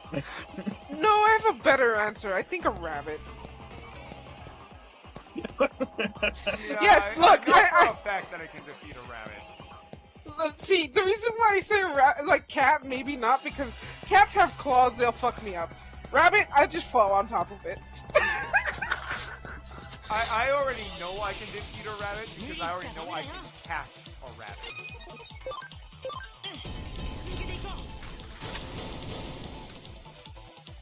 So my actual answer is probably like a large dog. Fair enough. My probably punching above my weight level, but I feel like, you know, the stupidity in me says that you could do it. Uh-huh. And also because, you know, it's the Australianism in me saying I could do it. A grey kangaroo. Fair enough. I'm not gonna lie, you mentioned... Not a red kangaroo. A red kangaroo would kill me. It would fucking, like... A grey me one. A grey one, which is actually, you know, a bit smaller than I am. And also, you know, a lot, like, not as muscular. Those are the friendly ones. You know the video of the kangaroo that's choking out the dog and the guy runs up and punches it, and when you like look at him compared to it, it's kind of tiny? That's the average size of a grey kangaroo. Ah. So, I think I could... Its kick would probably still break a bone if it hits you, but... my ego is telling me that you might be able to take it in a fist fight. If you really had to. So, the if I were to be brain part of my brain says I want to fist fight a kangaroo, but only because it's, you know, one of those animals that is known to actually fucking throw hands. And feet, but you know, throw hands. I don't think I could win, but my brain says fight it, fight it, fight it, fight it. I think in reality, I would probably be able to take on a small bird of not a prey. Because it's like, oh wait, you said no tools. Never mind. I lie then. Yep. I don't think I could take on a bird. Catching a bird's pretty hard, yeah. I was just thinking about slapping it with a broom. Slapping a bird is also pretty hard. Okay, fair, but I've slapped smaller things that are faster, probably. Yeah, you know, something else I think I could take just because despite they're like, you know, being a big cat, they're not actually really meant for fighting. I think I might be able to corner a cheetah in like a boxing ring. Cheetahs cheetahs aren't really built for fighting. They're not really, like, despite being big cats, they're not really designed for that, so I feel like I could probably overpower a cheetah. Cheetahs are weird because they're considered big cats, but they're not as strong as big cats. It's so... They're really just oversized house cats. Yeah, they are very skittish too, like... The fact that the ones they have in, like, captivity have to have a golden retriever as a friend so they don't stress out. Yeah, they don't do well in captivity, and, like, of course they're skittish. They technically, if you break their bones, they're pretty much out of commission. Much like horses. Yeah. But yeah, I think they're slightly under big cats because they're like a cougar. They're just under the fact that they can be dangerous, but they're small, purr, and make meow noises where big cats don't. Yeah, which is... Well, I mean... Cheetahs can purr. They don't have roars. Yeah, they don't. They just purr and they make little chirp noises. Yeah, because it's easier to sound like a bird to detract the predators that they are living with, their competition.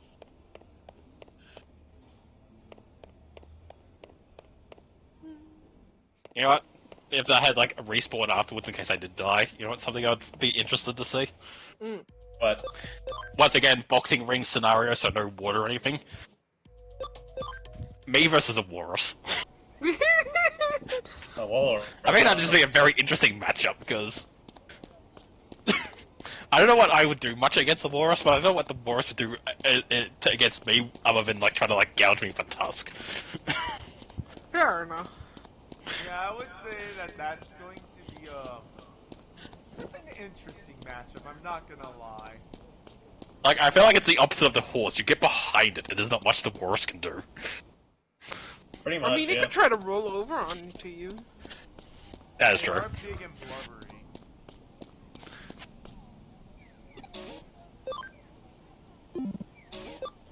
They might also have the similar situation of a hippo though, where it's like you do damage on it and it's like it doesn't really care.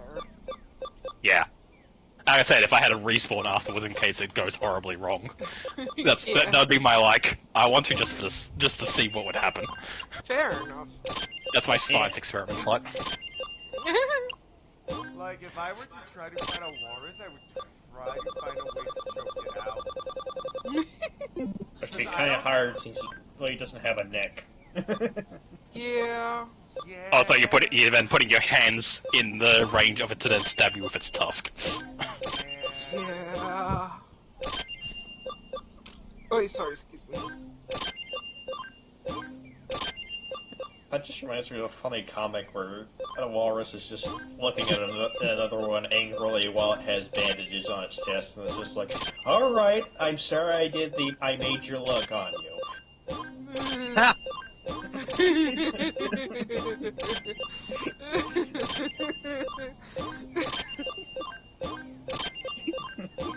You know what? Spin it the other way. What do you think is your worst matchup? Like, if you're like put into a ring, what's the last animal you really want to see in the ring with you? Chimpanzee. Fair enough. Yeah, that's fair.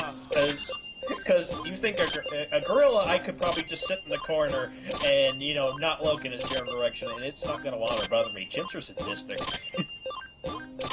That's true. The gorilla might actually just like not see you as a threat and just walk away.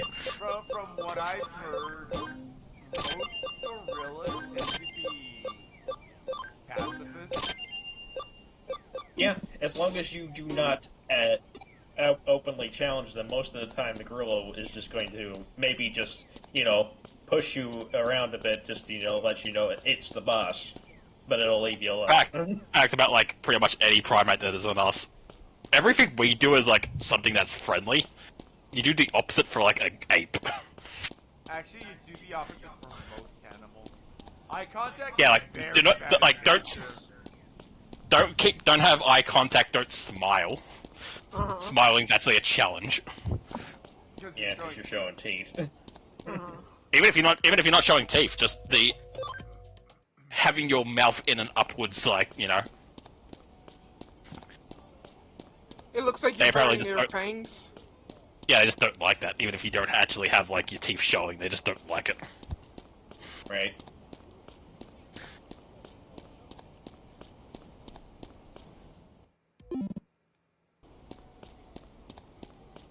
Yeah, what's that? What land animal I could think of actually that like even more than like a hippo or an elephant that I would just not want to see eat at all because they're horrifying. A fucking moose. Oh god, there, yeah. There. No, I don't want to fight a moose. Fuck that. I bet it's not. You wouldn't want to be up here then. They're kind of common. I think about like a moose walking past a car and the moose is bigger and I'm just like, cool, I don't want to be anywhere near that. They're aggressive as Yeah. shit too, aren't they? Yes and no. As long as you're God, not her really animal coming near. display out fast. You sure really did. Because, I mean, they can come into my yard, but, I don't, go out to look at it, There might be one when I'm, driving around the neighborhood, I might see it walking around down the road. But, that's just there. It's not, as long as I'm not doing anything to come near it, it's probably not gonna bother me. Ah. I mean, the biggest danger for a moose is, yes, they could be aggressive, but, as long as, most of the time is like in areas like this where there's a lot of people, they probably aren't going to do too much, but the biggest danger is they like to cross the roads in the wee hours in the morning when people can't exactly see them. Ah. And, yeah, typically it's probably going to kill the moose, but it's also going to wreck the car. Yeah. I mean, isn't like one of the moose's like best predators a fucking whale? Yeah, an orca. Yeah. Yeah, so, yeah, moose do swim from time to time, and that's why an orca will have a numb, I guess. Who has silver body, white wings, and uses disaster blaster? Silver body, what? White Silver wing? body, white wings, disaster blaster. Silver body, white wings, and what are the choices? Shakumon, Hauamon, Lotosmon. I think it's Shukakumon, is it not? Shukomon? Shukaku. Shakumon. Shakuku. Or Shukaku. Shakomon. Isn't... Yeah, let's take a look at him real quick. Shakuman looks a... I think it is, definitely. Let's see. I mean, he looks like this, so it might be him. I'll put him in mod. It's the thing that they DNA digivolve into in yeah, that's why I'm... Yeah, that's why I'm like, I'm pretty sure it's him. What's the question? Shukakumon. Who has a silver body, white wings, and uses disaster blaster. I'm pretty sure that's Yeah, his... Shakumon. Yeah, that's him. Disaster blaster. Yeah, because I think he was like Armadillomon and was Patamon DNA Digivolved? Yep. Yeah. That's fucking stupid. Yeah. I mean, all the other armored, or the DNA Digivolves looked like the two Digimon combined. This one did not. Like, what the fuck? Yeah, that one had a very... How did we get here look. I like One thing is, there's literally a good answer for like what it is, because there's literally an Armdramon who looks like he's got like armadillo armor essentially, because of it's kind of like round and bulbous. So it's like, could have just done that. Yep. Like, obviously, yes, it's just another Armdramon, but makes more sense than the fucking, you know, that. Also, what I hate most about it is what its evolution line is. Yeah. You know, does anyone not know what its mega evolution is? What it turns into after this? It turns into Vikemon, doesn't it? Yes, it turns into Vikemon. That is the canonic fucking evolution line for it. It turns into fucking Vikemon. And it's just like, why? Okay, I feel like I know exactly who Vikemon is, but my brain is pulling a blank, so... It's freaking Gomamon's mega evolution. Yeah, it's Kokimon's one. You know, the giant walrus with the fucking maces on its shoulder. Mm-hmm. Yeah. Okay, yeah. Meanwhile, looking at its other Digivolution route and slash Angemon, I'm just like, why is that not it? That looks like it'd be perfect. Yeah. 悪魔巡礼ってのは地味犬に選ばれたファンだ。まさかさくらのやつ、あのバカ、周りはハッカーだらけなんだぞ。そんなとこにさくら、今行くぞ。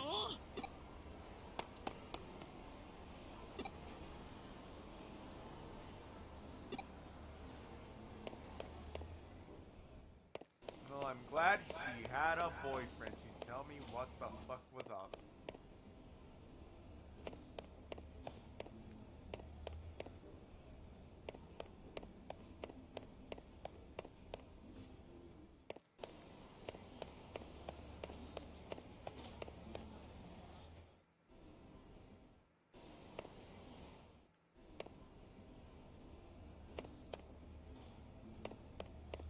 Oh, hi, Nokia. Well, yeah, she was also into Jimmy-kun, if you remember. Oh god, that's right. Until she actually saw him, and it's just like, oh no, what have I been doing? Yeah, she He's was so able... cringe. Yeah, she was able to break off from seeing Jimmy-kun as... Met her hero and went, God, that's cringe. Yeah. Yes.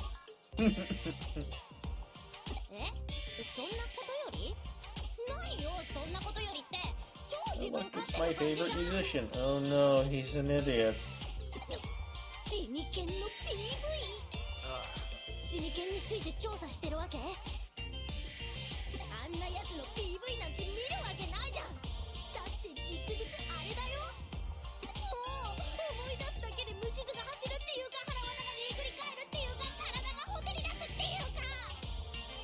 I think hot flashes are something different, man.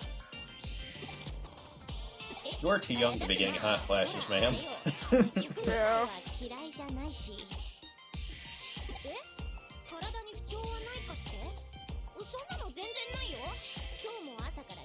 I'm still slightly surprised that nowhere in this game during this particular run no one ever asked if the protagonist and her are related. Yeah, they really do look like they are. Yeah, like both protagonist options have the same red hair and blue eyes she does. Yeah, they really do. Same eye color, same hair color.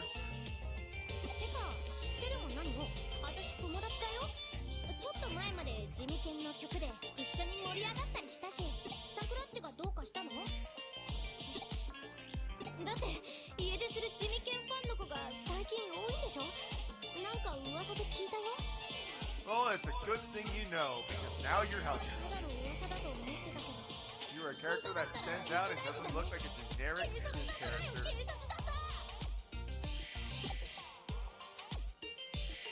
Oh yeah, I fucking never finished saying, so we started watching, No Longer Allowed in Another World, and honestly I was there because I thought it was a comedy, but, and it is quite funny on certain points, but god damn, I enjoyed it. Fair enough. And That's good. It's a very different kind of isekai. It isn't just your fucking stock standard tower fantasy.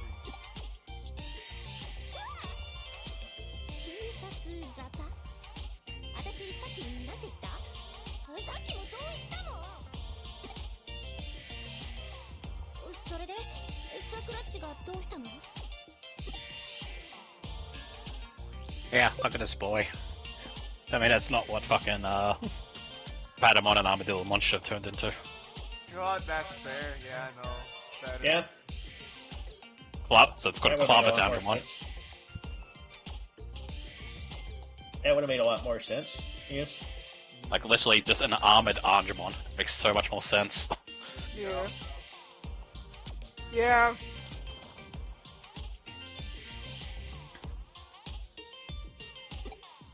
And then, then it can go into Slash Andromon, whatever, for its Mega, like Cole said.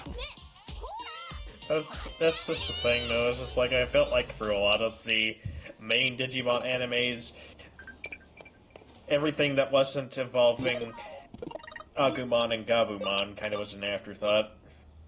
Yeah.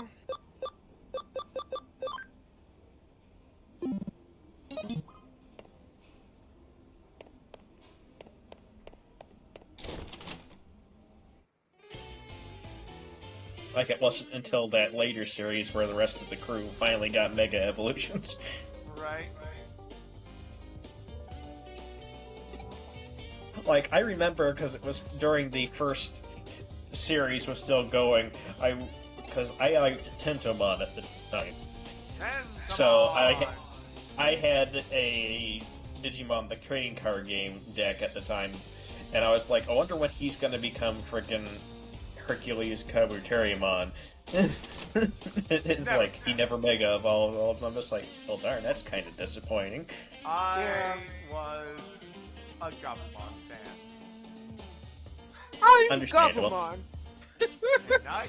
My promises. I was a Gabumon and a Patamon fan. And then I slowly became a Biomon fan. I'm not gonna lie, I used to like Leomon. I mean, I like Leomon too. Yeah, and then Leomon died. I was basic, I liked Agumon and then Tentomon. Mm-hmm. I like Gomon. Those were my two favorite. Like, if we're talking top 2, I'm gonna go Gabumon and Gomamon. And that's, obviously, that's... I like Gomamon, but that's because my favorite episode from, like, the original try was still the Joe episode where he climbs the mountain for some reason. I don't know why, I just really like that episode. Fair enough. I think it's kind of just like Joe. Fair enough. Joe was just trying to show that he could do something, I guess. I think that was the premise. He wanted to actually... He was taking the risk so no one else had to. Yeah. He's the responsible one. Oh, I used Sunstone here.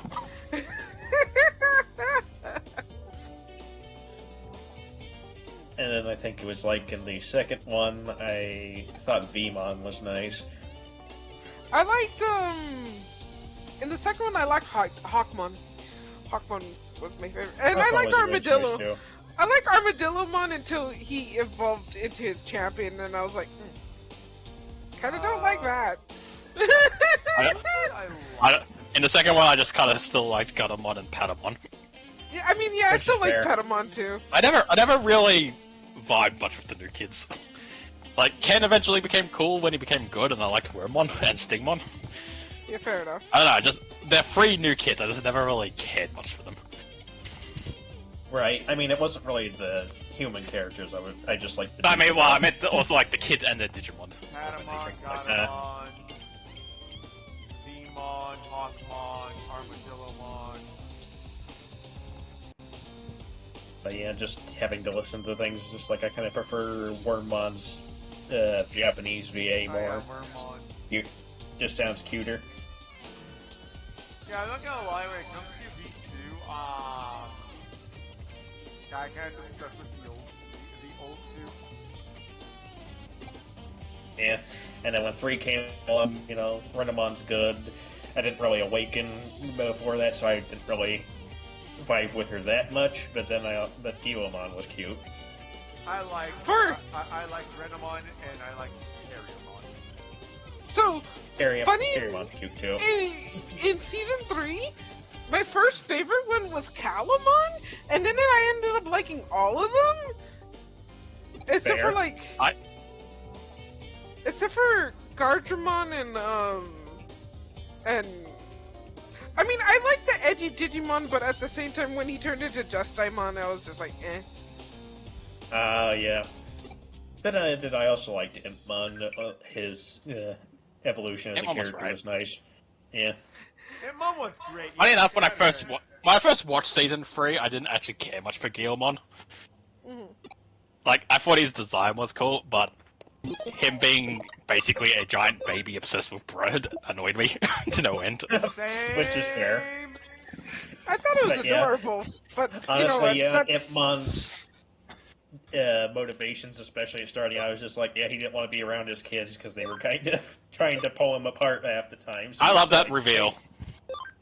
I love the reveal that it turns out he was also like a mistreated Digimon essentially, and that explains like everything as to why he doesn't like humans at the start of the show.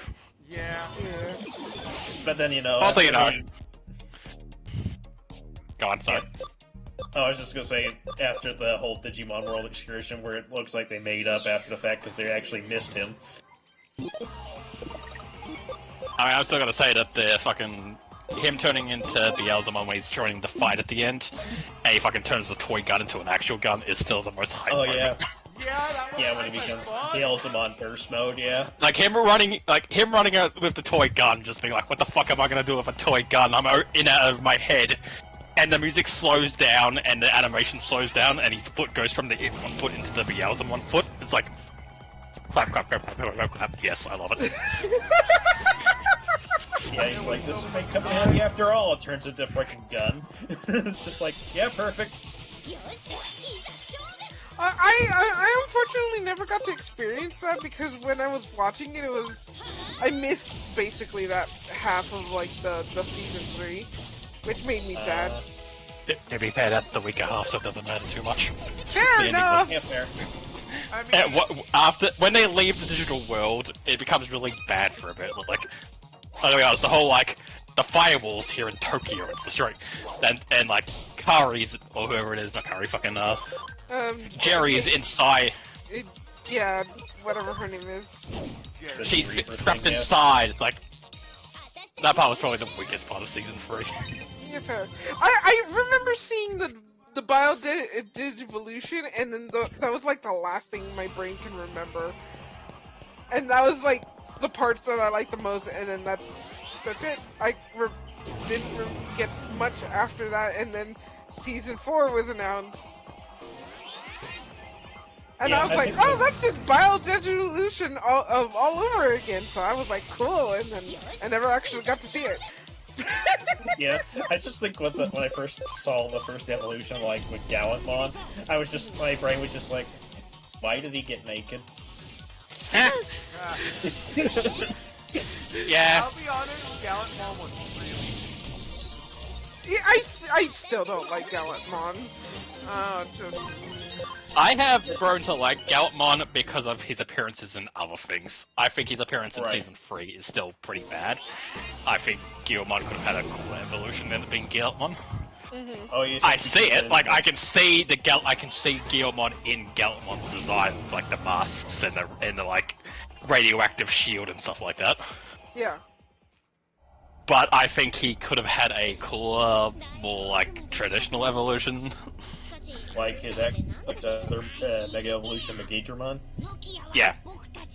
But that being said, I think over time in other shows and games, Gallantmon has won me over because I'm like, yeah, he is pretty cool. When he's just like the Holy Knight Gallantmon and not like Guilmon the Gallantmon. Fair enough. Yeah, fair.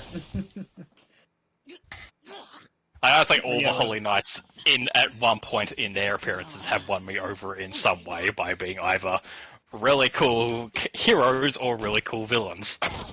Yeah. So... Like this game, spoilers. Crusadermon is one of my favorite Holy Knights because of this game. She is such a good villain. Because she's such a bitch. So I will say that my opinion of Gallantmon has shifted more, but also I have seen the Gallantmon from the other parallel world that is definitely not the digital world, as we've been told. And I'm like, we got the weaker Gallantmon still. I like the Gallantmon with a fucking axe. Fair enough. That one Gallantmon Crimson mode, I think it's called. Something like that, yeah.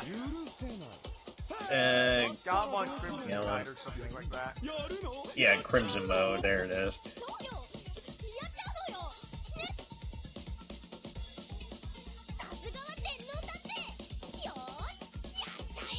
Okay, you really start getting into fights and Digimon your boys. I'll be honest. Because you brought up season 4, I'm now trying to think of like, oh, my favorite Digimon in that one. Yes, yes, James. And I'm really struggling. So, out of season 4, the thing that I liked the most from season 4 was the baby form of the main guy. The thing that appeared for one episode. Jesus Christ, Gallantmon, Yes. why did stab Nokia?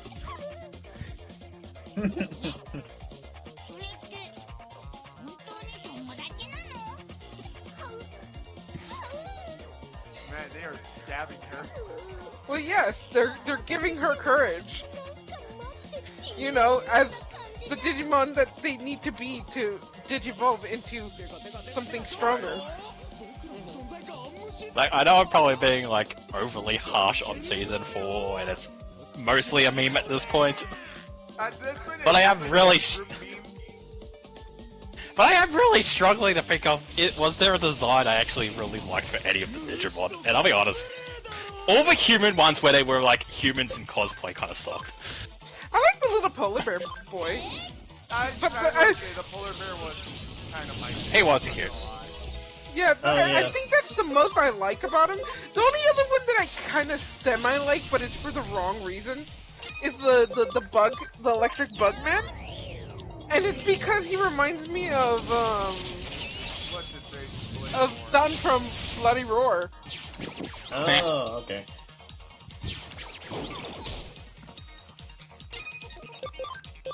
So when it comes to season 4, I don't remember season 4 all too greatly. Yeah, I kind of skipped over that one. But I can't tell you who my favorite Digimon in that one were. And it was none of the main characters. It was fucking Jesse and James. Fair Yes, Crusadermon and is it Craziamon? I think was James. I think so. God, those two are great. I just find it funny that the fucking female Digimon kept on just getting less clothes and less clothes each time. Yeah, her human butterfly form was basically, you know, almost naked, and then when she became a harpy, she was pretty much actually naked. Yeah.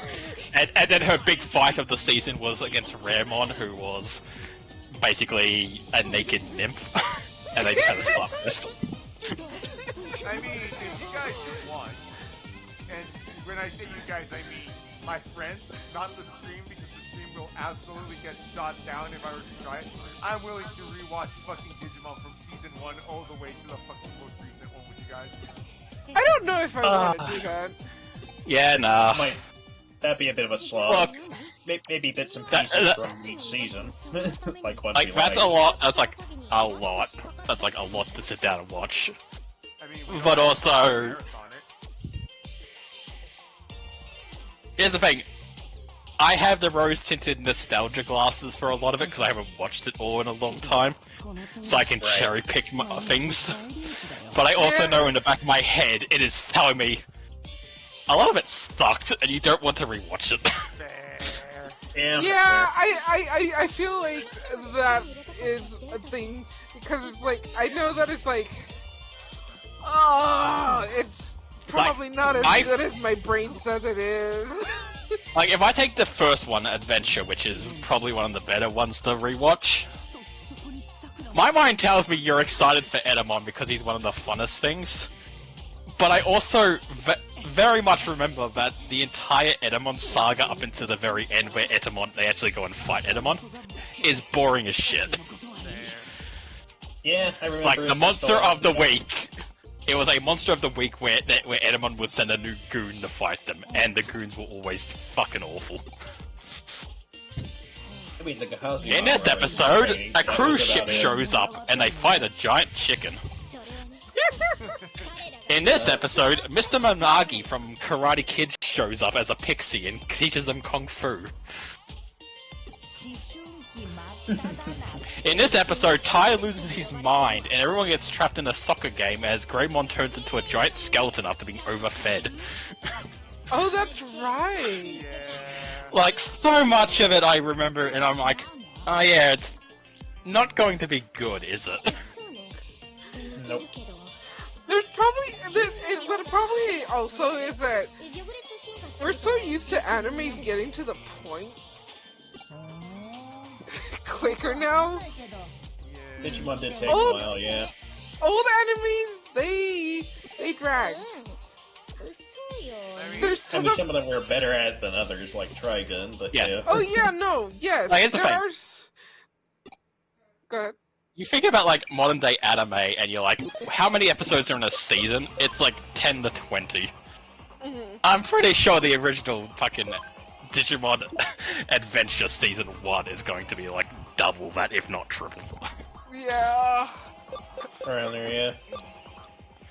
Not, like, nothing good happened, like, or the interesting parts don't happen until, like, maybe 40 episodes in, and it's just like, Yeah, you like, have to be quicker. You remember the highlights? yeah. Yep. We don't remember the lows as much as The high. Like, yeah. when you think about, like, you know, oh, the group got split up after Tai went to the human world and everyone had to regroup. You remember the interesting episodes of that. You don't remember the episode of TK hanging out in a carnival for an entire episode as Demigod on gaslights him for some reason. Even that he already technically succeeded at his job and he could just fuck off whenever he wanted to. Yeah. You don't remember, you remember, you know, PK, you remember like Joe being forced to work at a restaurant because it's funny. You don't remember Izzy being in in space being gaslit by a fucking brain alien who made him give up his creativity. I think I remember that more, but that's because I like Tentomon. That was when he got his ultimate evolution. Fair enough. That's true. But you know, you also don't remember how everyone was gonna like buy fucking Izzy's Crash and Veggie Bites with a pile of poop. That's right. Oh god. I don't remember that. I think it was he was going to sell his own creativity. And no, that is the English version to get around censorship. The original was he was going to sell him a mountain of shit. That's why he bends over and starts straining, and then the guy kicks him in the ass. Because he was actually trying to take a shit right then. That was the joke. You gotta remember, the Japanese really like their potty. It's so funny how the Japanese... It shouldn't have surprised me, considering how much they like showing things like Numenon in the show, so yeah. I find it funny how they really like their potty humor, but I prefer their potty humor over, like, the Western potty humor. Here's the thing, this is my reasoning as well, because I agree. Uh-huh. Japanese potty humor is literally, you know, a weird slugman throws a pile of shit that it hits on the wall and kind of smears a bit, and everyone's like, that's gross. Yeah. American potty humor is a guy stuck on a toilet for an hour, and you just have to kind of listen to that, and they don't, like, ever cut away, and it's just 5 solid minutes of listening to a guy on the toilet. Yeah. Like, Japanese potty humor is shock value. It is there to like, oh shit, that's actually poop. My god, that was a piece of poop that was. And then you move on from it.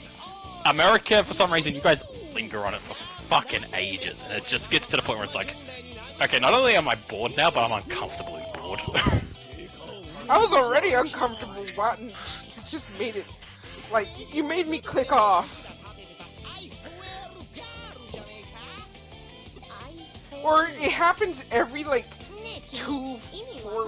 every 2 seconds, or it's like, haha, fart, poop! And it's just like, Like, I can't remember what the movie is, but I know it was, like, you know, big for a while when I was younger. There's literally there's a movie where, like, it's like Fat Albert, but they're adults, essentially, where it's like, you know, a guy in a giant fat suit, and the joke is that they're all fat. Mm-hmm. And there's literally like 10 minutes of a joke of them all sitting around having dinner just farting. Oh, I know who you're talking about. It's like the Medea, something like that? That fucking series. That one. To be fair, Huh? I don't know that one, but I'll be honest, my sense of humor is closer related to either Japanese humor or British humor. I am very much in the British camp of humor because that's what I grew up with. So, you know, I like a lot of wordplay. That's where I get most of my laughs. I do like that. Yeah. They used to show a lot of Mr. Bean and sometimes Blackadder on public broadcasting when I was growing up, so yeah, I got a bunch of those. So I grew up Blackadder with American humor. Very much influenced my humor. Yes. I grew up a lot with American humor, and I was always kind of meh about it. And then, miracle of miracles happened. I am walking to an electronics store, and they're showing off, look at how good and clean the colors of this TV are, with Monty Python. Yeah, also a good one. And then Red Dwarf. Yes. Red Dwarf's a great comedy Oh, series. Red Dwarf is... Okay, if you ever want to see, like, ideal comedy, or, like, what I think is the best comedy in the world for me personally, go watch Red Dwarf. That is my go-to, like, comedy series. I just love... My favorite part is just that one episode where it starts out with freaking Lister and Kat just watching the Flintstones and talking how much they'd love to go to bed with Wilma. You have to remember, these are two guys who have been trapped in space with no women for like 1,000 years in stasis. Yeah. So they're going. So they have this weird conversation about sexualizing cartoon characters because it's the closest thing they've gotten, and it's very funny. Yeah, but the punchline is what really gets me, because it's just like, they go to that this is crazy, why are we thinking about this? And then the last part is, she'll never leave Fred and we know it.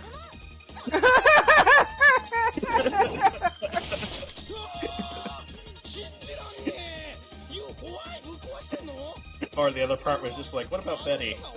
Betty. Well, I go with Betty, but I'd be thinking of Wilma.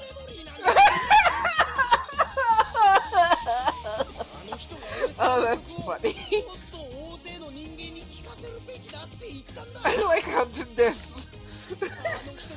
Fair enough. There is I don't even know what my humor is. Go ahead and continue. One of my favorite episodes of Red Dwarf, one of the characters in it is called Rimmer, and the whole joke is that he's just the worst. Like, he's the most cringe, like, modern day, I'll use modern day for it, but he's this cringe little slimy weasel man, right? Who is, like, the biggest coward of all time, despite, like, how up his own arse he is.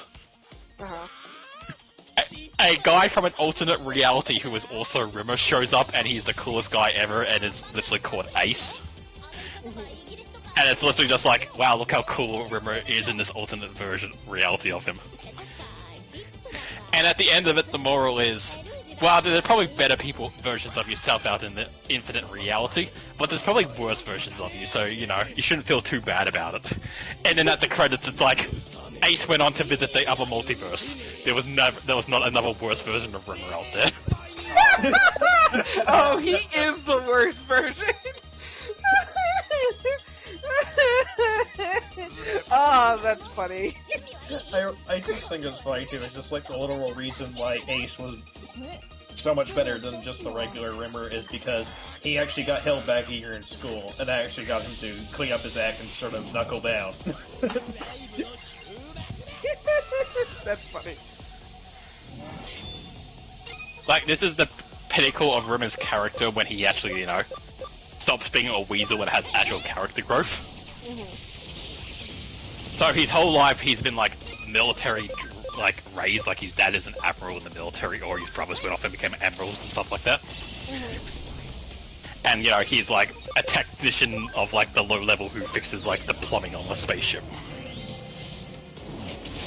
So he always acts like, you know, he's more important than he should be because he's like hybrid admiral like level of like bloodline. But in reality, he's probably like the least important person on the spaceship. Like he was only helping one person that was Lister. Yeah, and that's because Lister didn't try. Yep. Anyway, near the end of the series, when during the first original run before they brought it back, he has this holotape that he's been carrying the entire time from his dad. That's like, when you become successful, read this holotape. And he's like, well, we're about to die in this horrible fight. We're about to get in, so I might as well just watch it and see what my dad was going to say. And his dad is literally like, now that you become super successful, it's time for me to break the news to you. You're not actually my son. Your dad is actually a janitor. Oh! Anyway, after that he's just like, I'm not like the kid of an admiral, I'm the kid of a janitor. But I'm a janitor on a spaceship. I'm pretty sure my real dad was pretty proud of me. And then he immediately takes command of the situation and gets him out of the fight and actually survives because of it. Oh, wow! Yeah. And it's like, I think it was... wow, the man who had daddy issues got over his daddy issues when he realized his piece of shit dad wasn't his dad. Yeah, pretty much. I think, like if I remember the eventual is like, his dad was the gardener, which his mom had an affair with. Oh! So yeah, he's just like, you know, my actual dad probably would be pretty proud of me. I'm actually working on a spaceship while he was just a gardener. And then, yeah, he just figures out a way to just... I think it was, they were surrounded by ships, so they had this thing that made the ship walls intangible, but they just shot all sides of their ship, so that the ships basically shot each other.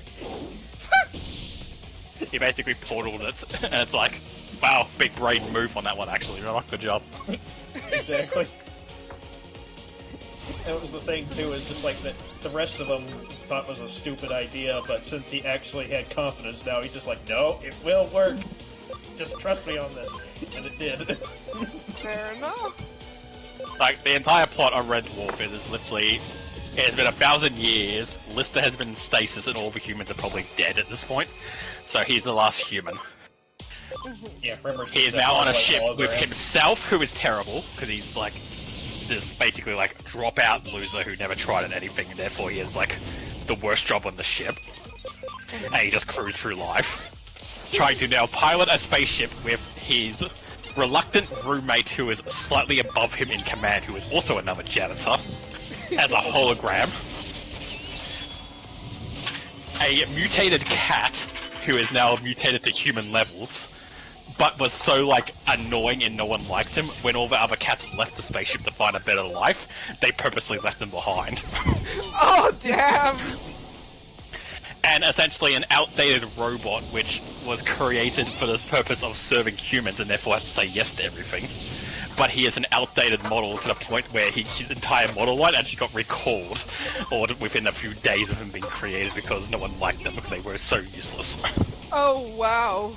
Yeah, so it's the four most useless people in existence trying to fly a spaceship back to Earth. Wow. Yeah. That's the funny thing, though, is, yeah, Crichton is probably the most competent level person, but just because he's a robot that's programmed to, do the job. But yeah, he either serves people and he just likes being put into meaning work.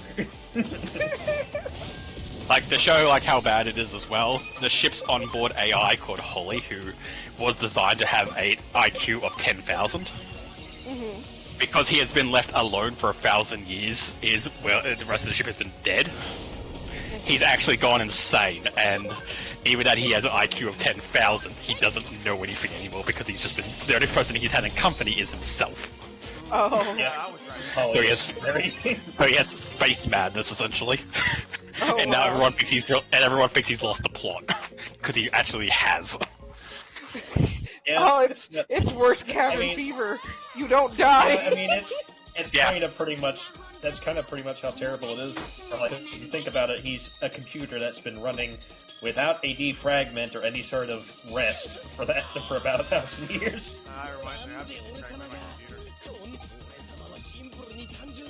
Yeah, so it's just like, he's been running hot for that long, he is not working. Yeah, fair enough. And then in the... Point out, like, how much he's lost the plot. In one episode, he made another version of himself, which was made up as a other AI that came on board because Holly had lost the plot, and this new AI was here to take over from him. Oh. But both of them were just him. Oh, God. And it was all just to play a prank on the other guys. Yeah. Oh, my lord.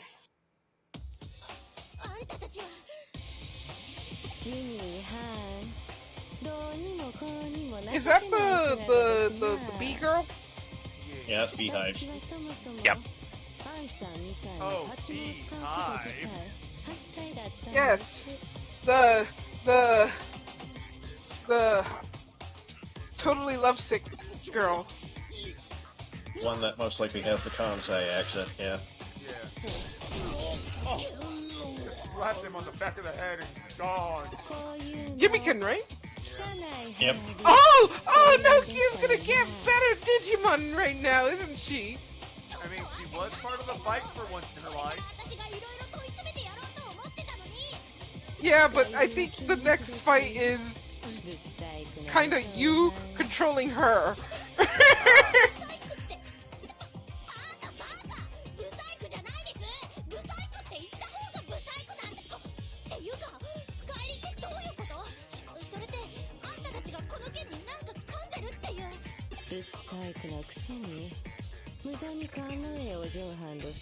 I agree with Faye. She is quite noisy. Also noisy. Just be aware that whenever Faye's around, Nokia gets a highlighted moment. That was like really bad for Gabumon. Yeah, I will tell you, you're not supposed to win this. You can't win this fight, but you also can't lose this fight. Yes. It's a cutscene fight, basically. Yep. This is when we get Omnimon, I think, yeah? Or No, Omegamon, no. it should be. Not Omnimon yet. Oh yeah, this is Oh. where we get their megas.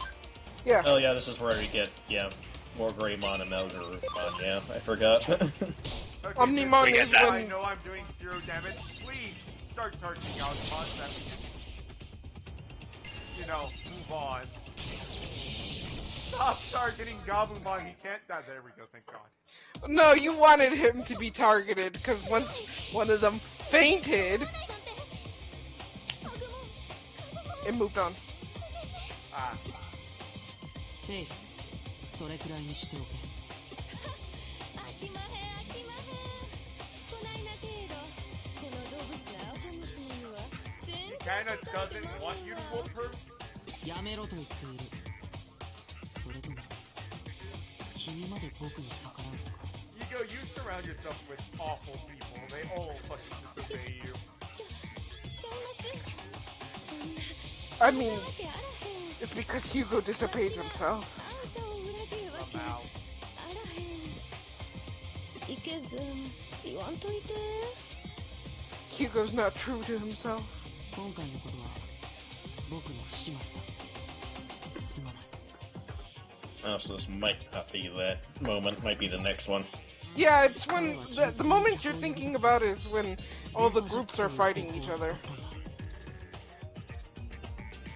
上城の連中にそそのかされてね。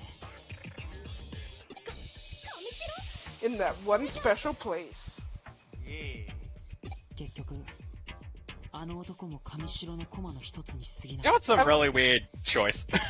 What? それらのアイディアを吹聴したの So it's a bit later on, but it's part of a Rada story. 岸辺流。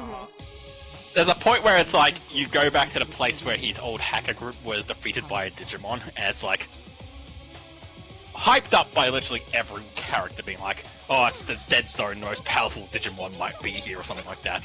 It destroyed a Rada's original hacker group, and now everyone is trying to take control of it. なぜなら彼は And then part of a Rada's side quest, you can go back there to fight the Digimon, and it's like fucking Nightmon. ご Yes, 存知の this 少 one- 女たち Oh は yeah! It's not even a mega. 彼自身も巧みに It's a 操 very, られ it was just a slightly buffed up Nightmon, yeah. I get it, none of them had Digimon at the time, it was just them hacking in, but still. Like, the way it gets hyped up, you think, okay, there's probably gonna be like a big mega, 現実世界の少女たちが集め some kind of virus that had to be locked 位 up. 置情報を送っていく But nah, It's it's just- just a guy. It's just Nightmon. 後始末をさせ It's て just 頼 the む Gaimon. よろしく Oh, yeah, I'm gonna go off topic because my brain decided to remember this. Yeah. Apparently they did a thing where they fucked around with the wavelengths of light, and they created this new state of matter for light. So we might be getting heart-like artifacts soon. Hopefully, I wish. That'd be an interesting step in a direction. I think they called it like a fucking super solid or something. Hang on, let me. Super solid. They made hard light artifacts. Oh look, we made a bridge! Oh no, the bridge is not working! Oh, well, there goes all those people. I'm sorry, my brain just went to like the word. To be fair, I don't care how advanced technology gets. I'm never gonna trust like a platform to walk over that can turn off because of a fucking power outage. Fair. In condensed Yeah. matter, physical or super solid is a spatially ordered, i.e., solid material with super fluid properties. In this case, the helium-4, it has been conjectured since the 1960s. Oh, we've had this technology for a long time. I guess they only got better at it recently. Might possibly That's create pretty much how it solid works, yeah. starting from 2017. A definite proof of its existence was stated provided by several experiments using atomic Bose-Einstein condensate. The general condition required for super solidity is to merge certain substances are a topic of ongoing research. But yeah, I think I recently heard about super solids, and I was like, that means heart-like Like- strings could be a thing. 10 out of 10. Like, what I will use hard light for is like a computer monitor or TV screen. Yeah, I wouldn't trust like. A hard light bridge. I've known it. I've played enough Portal to know that a fucking rogue AI will murder me while I'm standing on a fucking hard light bridge. I don't want to deal with GLaDOS going, I think you're doing too well at this test. Turns off the electricity. Like, I don't care how, like, dystopia it gets, where it's like, oh, we have cities that reach into the sky, and if you live up in the sky district, you have a good life, but if you're down on the ground floor, you're in the slums. I will remain in the slums, because falling to my death sounds horrific. Yeah, that's fair. Now just remember the freaking Harvey Birdman episode with the Jetsons. The far off year of 2002. Looks at the counter, it says 2003.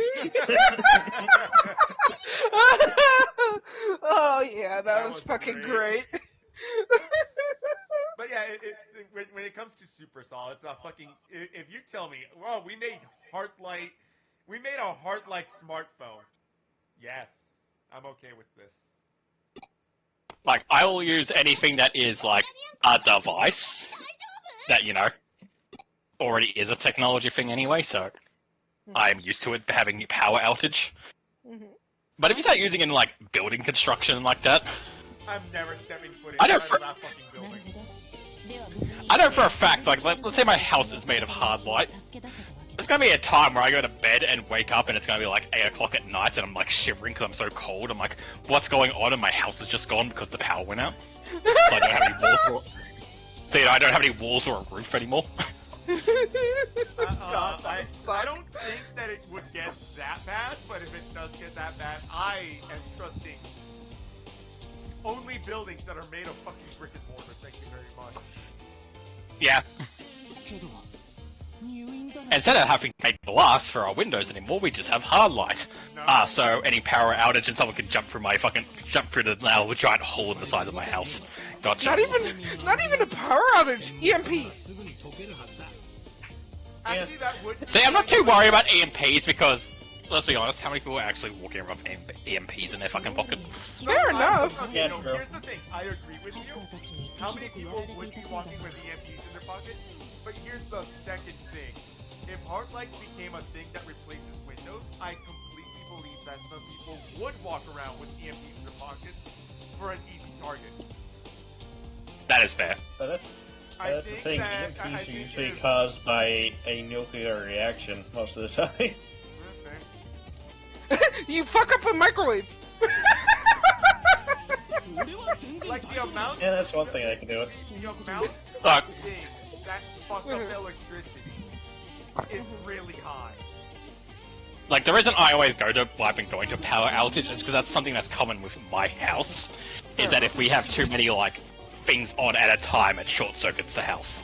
So, you know, Right. if we had, like, if my side of the house and my mum's side of the house both had the heaters on, I had my computer on, she had the TV on, if we turn anything else, like the dishwasher on, that shorts the house. Fair enough. So sometimes it's just too windy and that turns off the electricity over here. Yeah. Yeah, that could be that way tier 2. But it's just like, I don't think hard light would replace building materials for like a while, because, you know, somebody would think that they were doing it, some weird tech bro being like, look how advanced I am, and then suddenly something like Blue would describe what happened, and, you know, they had a high-rise made of hard light, and, you know, they just died from that. Today, this person fell from their high-rise hard light tower. I mean, I'll be honest, I feel like if a tech bro showed up and it's like, oh yes, look at my hard light house, people would probably show up just to be like, fuck this guy, and turn off his power and watch the house disappear, just to spite him, because, you know, I've noticed that tech bros aren't very popular among people who aren't tech bros. So The rest of the world kind of like rolls their eyes at them, so... Where tech bro is like, oh yes, look at my hard light house that I bought with my NFT money. People are gonna purposely sabotage that shit because fuck them. here's the Yes. thing. There are two are two. There are specifically two types of tech bros. The ones that are liked because they help other people with their tech issues, and the motherfuckers who are just fucking full of themselves. No one likes someone who's full of themselves. It doesn't matter whether they're a tech bro or whatever the fuck they are. Nobody likes those fuckers. It doesn't have to be a tech bro. It can just be fucking I'm rich. Oh. ねえ、ちょっといいかな。外で話したいことがあるんだ。It just has to be someone who's really full of themselves. Because let's face it, it doesn't have to be a tech bro who's like, look at my heart-like house. That's true. It's the concept of competing with the Joneses. Yeah. I'll just say, like, this game's a perfect example, funny enough. I would prefer this future of, like, you know, the virtual reality hub that you can put, that you can, like, throw your goggles on and then fly around in and have fun in and all that stuff, over trying to bring the digital space into the real world. Fair enough.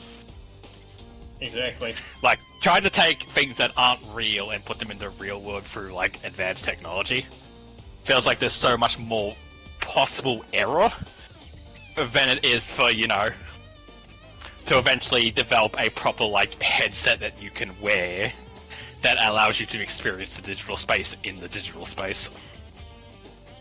Fair. Like, if it's a fucking microchip and they're gonna put it in my brain, I'm not gonna touch that with a 10-foot pole. Right. But, you know, if it's literally just a helmet that you put on, and then, like, it fucking, like, deafens you to the world around you so you can be immersed into the game, I'll take that. Fair.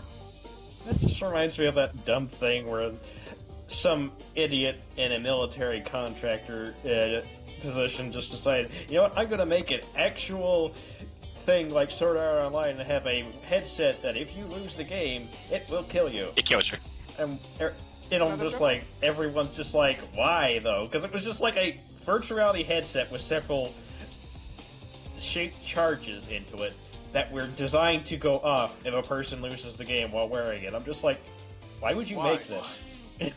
To be fair, the guy who made it is also notorious for making booby trap items like that. Like, he probably has been known to make weird shit like that all the time, so it's not out of character. Fair enough. Fair enough.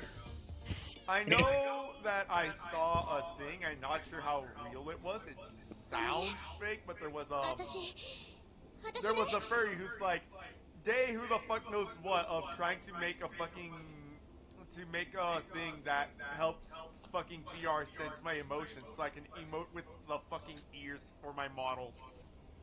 Ears and tails, wasn't it? Yeah, it was ears and tails for VR chat. Like, I don't know how real it is. Oh, yeah. You know. But yeah, Look, it's just like something that's actually going to help. Yeah, fair. Look, we live in a world. It's the military. We live in a world where all technology these days are innovated by two different, like... There are two things in the world that innovate all technology, really. The military and porn. Yeah. Yeah.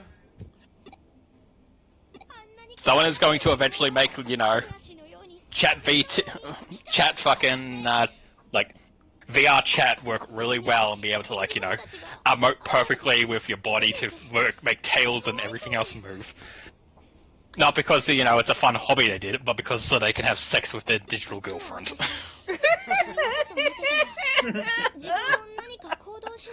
Oh, that's Yeah. true. It's like, wow, this innovation is so good, we can use this to make prosthetics actually work with people, so they don't have to, you know, do all this weird shit to get an arm to move. They can actually do it with their head, and it's just like, yeah, I just did it because I wanted to emote better in VR. You know what? Man, this is such interesting technology. Why did you do it? I'd rather not say, but we must know it was for a fetish. You know what? I think you're better off keeping that information to yourself. I mean, there's apparently, like, you know, when speaking of prosthetics, we're getting really good at allowing people to actually like feel things through metal hands, like they're real hand, right? So if you pick up like something, you can feel what that actually feels like if it was your real hand. And you know what? Apparently, the leading reason why we have that is The guy just want to masturbate. Sex toys? essentially that, but kind of more wholesome. He had a boyfriend who lived on the other side of the world, so he invented a glove so that he could put on the glove and then jerk off his boyfriend and actually feel his penis. Fair enough. You know what? Yeah, whatever. I get it. It was a fair combination enough, of what Cole and I said. Pretty much. It makes sense. Like, it's like, I can now touch and feel my boyfriend on the other side of the world, or if he's like right next to me, because of this glove I've made. And it's like, cool. Well, it's very useful in reasons that aren't that, so thank you for improving the world. It has amazing applications, but why? Love does weird things, doesn't it? Yeah. Look, we've actually got to get to the point where, you can have actual real-life, long-distance relationship with the person in on the other world, because, you can actually touch and feel them through, like, other mediums. Yeah. Fair. That's probably going to be, like, That's the strongest the biggest in the world. advancement in technology in a while for that. But, it's 100% going to be porn-driven. Yeah. Yeah, that just reminds me of that one thing. I think it was like a post about, this is a ring you and your partner can wear so they can feel your heartbeat from so distances of who knows. And then it's just like, why is your heartbeat so high at 3 in the morning? It's just like, oh yes, I wonder why. I woke up and I was bored. I woke up and there was a tent. I didn't set up the tent, but there it was. And I thought, why not? What the heck? Trivia. Look. Which machine Digimon is held as the strongest in the digital world? Probably Machine I would assume Digimon. Machine Dramon. Yeah. Where there's really no consequence to getting this wrong, so yeah. Ow! You okay? You okay? Yeah. Did you burn yourself? Yeah, oil. It's splash. It's splashback. Yeah, that'll do that. Me, Gosh darn it, who's, hamburgers. Has to use a lid. Yeah, I usually have a lid when I'm doing that with hamburgers. I'm just like, I mean, I have a lid, but it's still splashed. Yeah. I mean, there is that moment in time where you just gotta remove the lid. yeah, Well, I know. it was no the matter flipping what. of the burger. There's that too. Yes. Yeah. I'll be The okay. only time I haven't had that happen was when I was using, there was a pound of bison in the fridge, and my mom just asked me to use it while they were gone, because it was just like, it'll go to waste and no one does, so I'm just okay. It's just like, it's lean enough that it didn't really make much of a problem with the fat from the burgers doing that. Fair enough. How would you say bison is? Like I said, it's leaner, but it tastes just like beef for the most part. Huh. Honestly, I haven't had much other than cow, and I'm gonna say probably horse, because we don't know if hamburgers in restaurants are actually cow. Fair.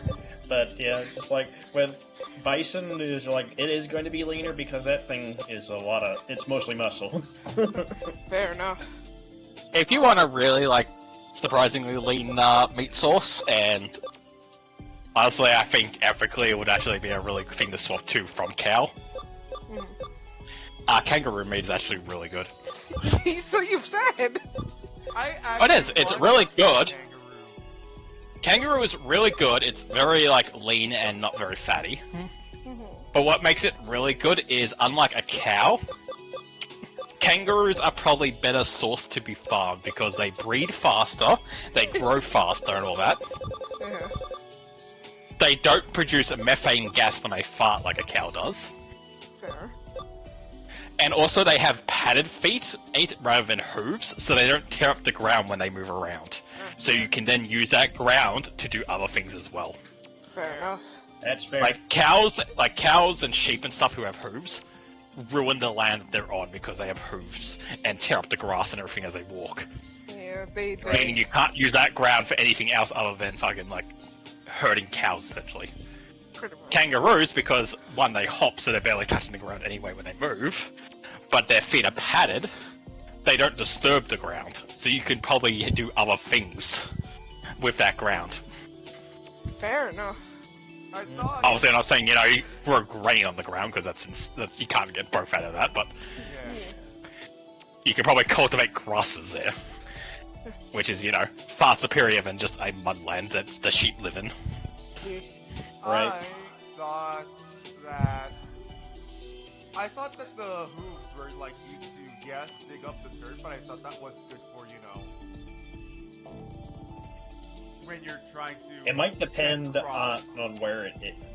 Yeah, It might depend on where it is, but at least I know in Australia that hooved creatures, because they're not really native, have caused a lot of problems with erosion in that area. Oh yeah, no, absolutely. Yes, that's what.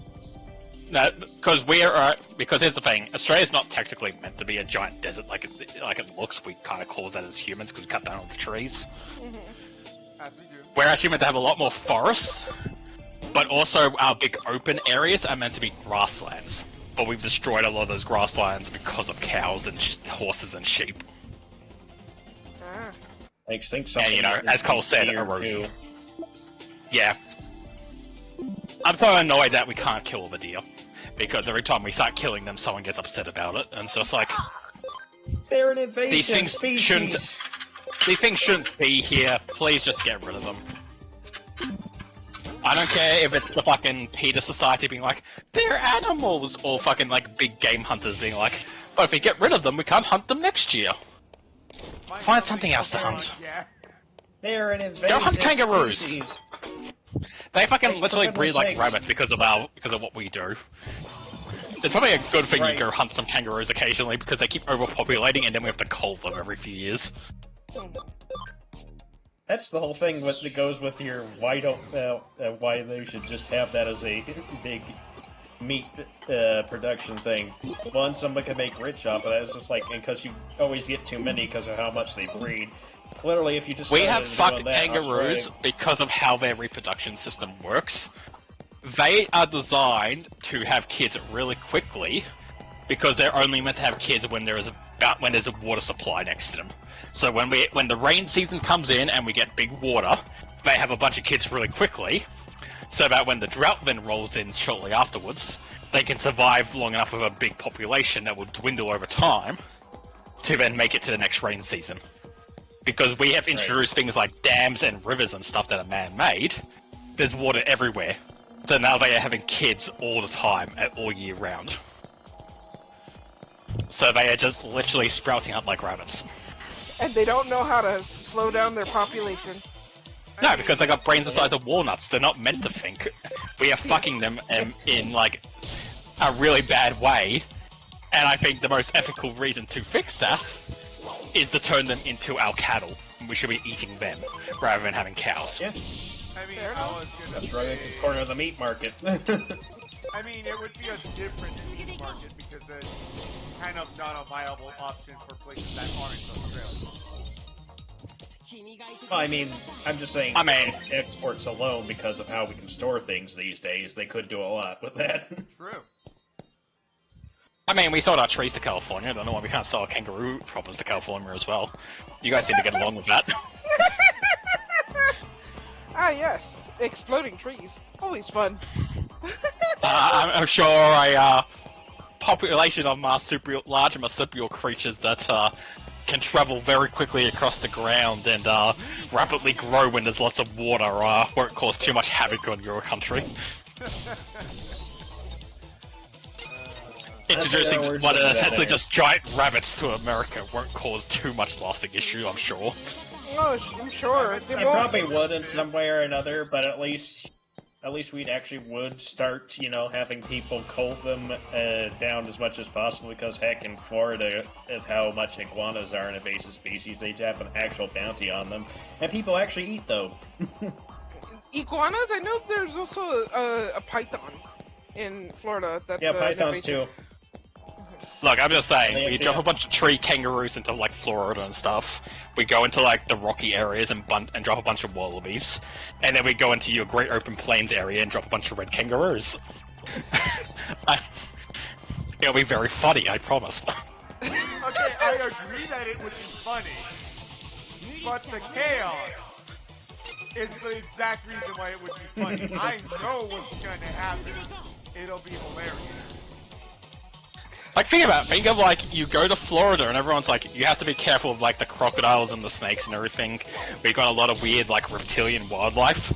And then a tree kangaroo jumps out of the tree and kicks you in the face and then runs off. And you're just not expecting it. I was gonna ask. It could be worse, knowing Florida. And yes, we do actually have tree kangaroos. They're about the size of an actual rabbit, but they're kangaroos and they actually live in trees. Oh yeah, they're fucking great. They're cute. Alligator taste like? I don't know about alligator, but crocodile's pretty. It's an interesting. It's kind of tough, but that could have just been because the one time I had it was, fire cooked essentially.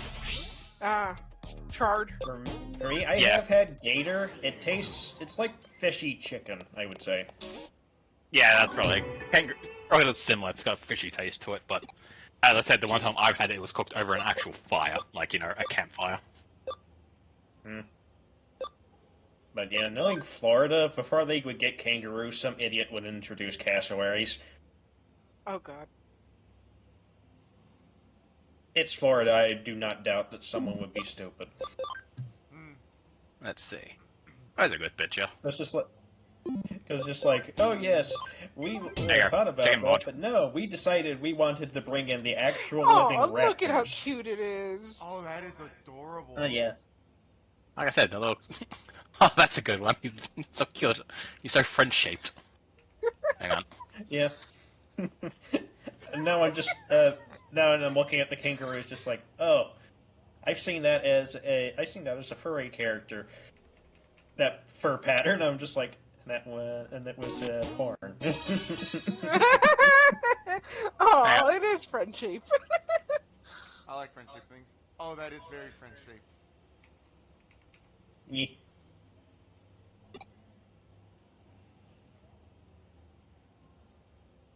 Look at the babu. He's saying hi. Little thing peeking out. Yeah. Yeah, they aren't that big, but that's just a stalk of celery it's holding. Yeah. It kicks you in the face and runs away. I mean, it's still kangaroos. Yeah. Yeah. They still just kick you. Fair enough. Here's the thing, like, this is what I have to say, why I will always point out, like, Australia has some weird fucking animals, like, giant spiders and horrific crocodiles and stuff like that. Everyone's like, that's where the weird animals are. I think in, like, the patch notes, all our tree creatures, like the tree kangaroo and the possums and stuff, were meant to be in America, but we got all your cute things, and you got, like, the weird rapid opossums and stuff from us. Fair. Like, the opossum, who's, like, a horrific, like, rat creature, I feel like is meant to be here, and you're meant to have, like, the sugar glider. Maybe. I mean, our opossums just, like, they're actually, the most calm things usually. They really only just freeze up when people are around them. And the way their bodies work, they can't get rabies. Yeah, no, I'm just saying, like, appearance-wise. The possums, Not fair. it depends on how they like, it depends on who takes the picture of them, because sometimes they look like they have rabies themselves, and then sometimes they look like the cute little, like, hey, I'm just a chill little guy. It really depends on who takes the picture. Yeah, because you have this. Oh hey, hi weird random girl. Our friend. And then you have this. Ah, yeah, it's screaming. Yeah, it's like there's the oh you're cute, and then there's the creature of the night. Yeah, hang on, let me grab one. Here's our possums.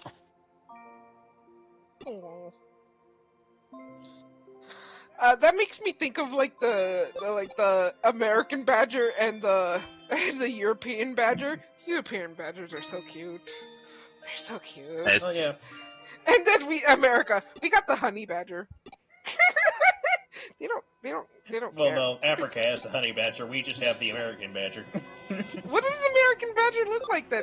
They look kind of like the honey badgers. Why did the music get sinister? Let's see. It's a ghost girl, isn't it? Badger. Or something like that, isn't it? I think she's a Digimon, but I don't full on remember. Apparently, this is an American badger. They just look a little more modeled than the European one. What happened? What is she saying? But yeah, that's just what an American badger looks like. Food was, and I'm over here like, I don't think I was given that information. Oh, she's suspicious of you. Well, obviously. And second one here, this is the European badger. Really, the main difference is the stripes on the face. Oh, right. European badgers have the sort of war paint looking one, and the American badger looks more like just the one stripe. Right. Yeah. I like them both. They're cute. Yes, they are.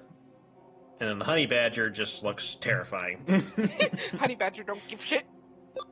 I know my badger character is a combination of all three. Damn burger. Let's see. Where is she? Ah, yes. This is my badger character. She's Scottish. No. This is a trick question. I'm pretty sure no matter what, you're gonna get it wrong. I think. Hold on. If it's a trick question, then we leave it up to chance. I think Shore is probably the best. one. This is. Oh yeah, I think this is Digimon. She's fucking Oh yeah, this is what's your mom? Minerva. You got the Mon, big sword. I think. Yeah. Yeah, Minerva Mon, I think. I don't think it matters which one you do, because she'll see through it at some point. Yeah. Well, I mean, guys, how is the Digimon woman falling in love with the boy? Digimon are ungender. Shut up, Red. We all know, like, 90% of us are here, like, we all know they have genders. Shut the fuck up.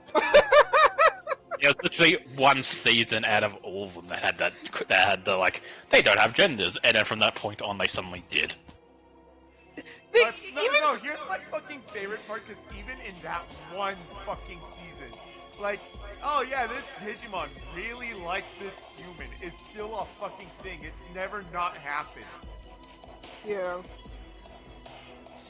I love how it's like, oh, Digimon don't have genders. Shut the fuck up. You know that's not true.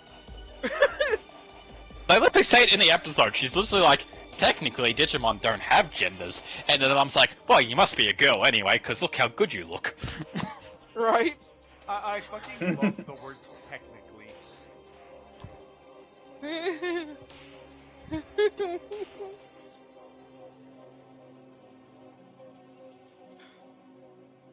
Papitas. Wait, I said chips, didn't I? Yes. I mean, technically, in a country that is true.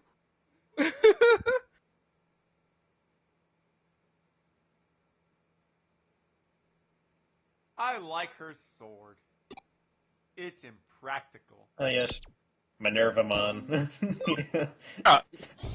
I love actually whenever I'm thinking about. I don't know why. It came to mind.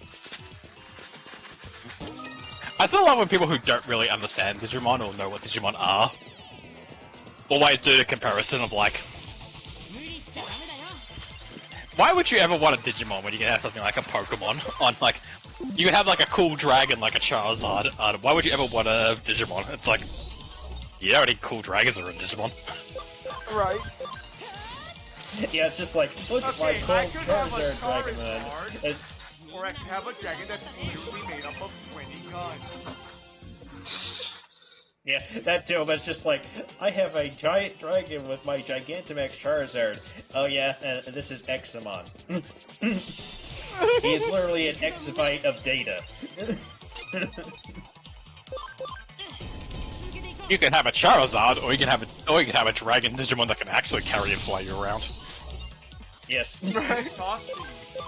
Like, I will never stop harping on the fact that that is the thing that fucking attracts me to Digimon. Like, This Digimon the can yeah. talk. Digimon and Pokemon is just... It's just not a good comparison. Like, Yeah, because it's just like, Pokemon is literally you can have a collection of pets. Digimon is like I have a friend. Yeah. yeah. Because just Like, Agumon you isn't have a pet. Agumon's a friend. You go and have lunch with Agumon and have hamburgers and watch sports on TV or whatever, and talk to each other. Pikachu just kind of sits there and you might plug your phone into it if you're feeling bored to see what happens. like, I think I see that as an art pic of somebody seeing or Pikachu sleeping, and then somebody a hand coming in with a charge cable, suspicious end.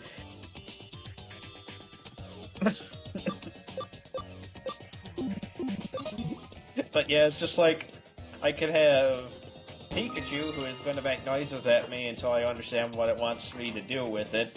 Or suddenly I have Meikumon, who's actually going to tell me what she wants, and then we can go take care of that.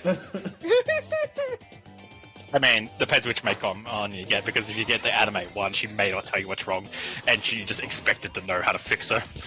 Yeah, she'll turn yandere on you. Yep. She'll be a true woman at that point. I was talking about, the first incarnation of the one with, actually just, has conversation with people and not the yandere one from Ghost Games. Me! Ren, how many donuts did you have recently? If you're talking about the latest one I had, it was just the one. Just the one. There's an He had a medium donut. I love that fucking video. Wow, what'd you have for breakfast? Oh, I just went to the store and got a coffee and a medium donuts. What's a medium donut? Your medium-sized donuts. 6. You had 6 donuts. Yes. That's not a medium donut. That's 6 donuts. Yes, but you have a larger size. There's one with 12. So this is a medium donut. God, I remember that. No wonder you Americans are so fat. You eat the fucking medium donuts. You're not supposed to eat all of them. Are you telling me Americans would be above eating 6 donuts for breakfast? Well, I rest my point. I mean, we usually don't eat it for all of them for breakfast. We eat it throughout the day. Right? I mean, I will definitely know that I might have, 4 donuts, but that's about it. But I have definitely bought, a box of, 4 donuts and been like, I'll eat these throughout the day, and then they're gone within, an hour. Yeah. Yeah. It's just especially when you get a really good one, because I haven't gone back to them, but I need to. There's this donut place around here, and they had these churro donuts, which was just a nice, regular donut that you usually get from any place in consistency anyway. But it was rubbed in churro sugar and then had Mexican chocolate drizzled on top, and I was like, dang, these are good. Isn't Minervamon a Mega? Yep. Yeah, she's the She evolution is for one of the Pokemon, Olympus isn't she? 12. No. That's Valkyriemon. Valkyriemon. No, she's part of the, she's probably going to be really big in the next game, actually, because, she's part of the, Olympus? Olympian. Yeah. Olympian. There we go. So she's basically one of the Greek gods. Can't remember. Yeah. We had the Royal So, yeah. Knights most in this one, and yeah, it's gonna be them in the next one. This one's all about the fucking Royal Knights and eventually beating up Yggdrasil again, only thankful people once Yggdrasil's not actually evil, he's just being mind controlled. Fair enough. Like, even though he is the big bad, he's not technically the big bad, he's just unfortunately being puppeteered as the big bad. Yggdrasil's just like... Guy. Normally, I hate humans, and I really don't like them. They just cranked it to like 12.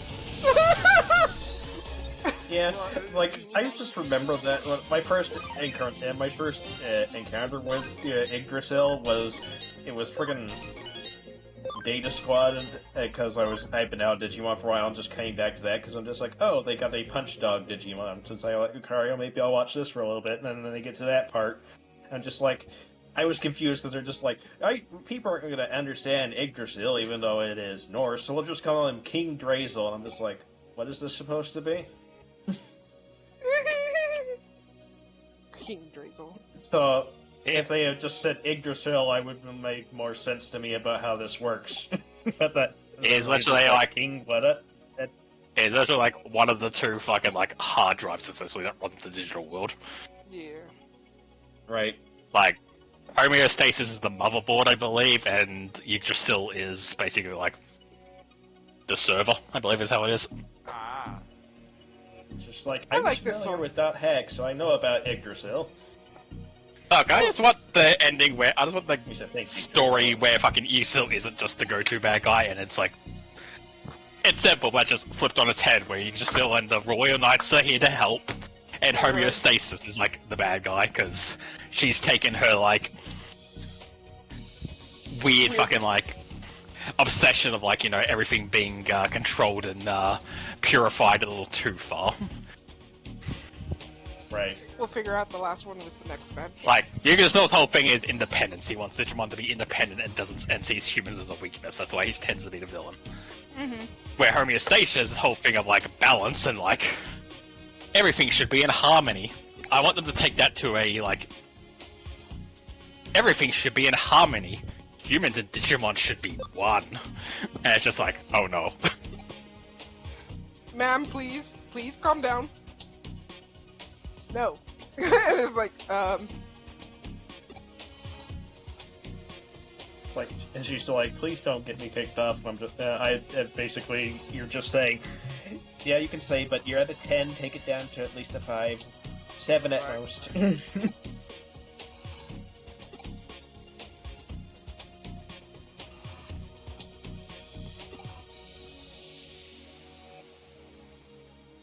I also I do like all the Yggdrasil's forms. Like, you have like the glowing orb, you have the giant robot, you have the big ass tree, you have the anime girl. And no, I'm not making it up. That's literally all the forms he has taken in throughout his like career as a fucking character. He literally spent some time as a human and decided that the best like human form to take was an anime girl. You know, I'm not surprised. My brain. Like, I think it was literally like magical anime girl like appearance. Like, he had the big poofy dress, he had the fucking like magic staff, and he would just float around. Like, you could fucking take him and put him into like any magical fucking girl anime, and he'd look perfectly in place of them. Right. I think that's basically how it's going to be, is that, like, the moment we actually get a sapient AI, it's just going to be Miku. Because it's like, this is what I'm supposed to be, alright? And people are just going to be like, you know what, yeah? If it's what you want, go ahead. So, I don't really like Miku, but I have to agree that, yeah, the first sapient AI is probably gonna be Miku. Like, it might not even be that it was originally from her code, it's just literally going to look at the internet and be like, she's what I'm supposed to look like, right? I'll say that I'm not sure it'll be Miku, but it's definitely gonna be some idle thing to get people into the idea of AIs are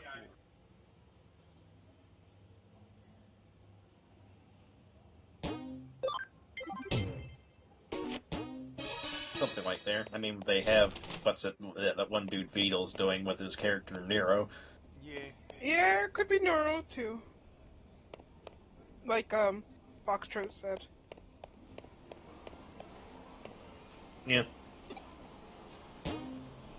Fucking Nero being able to predict the latest bullshittery that happened in Jesus VTuber. Christ, that video was wild.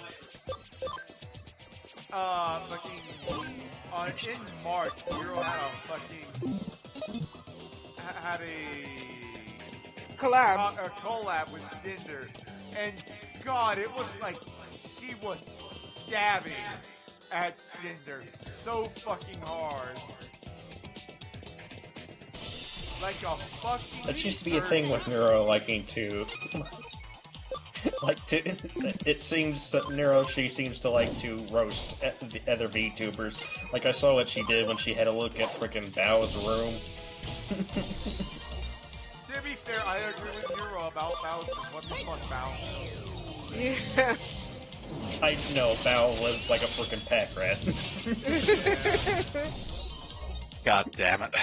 What happened? Alright, What? so jump back to an earlier conversation at the start of the stream about Wikipedia and, like, you know, how anyone can edit it.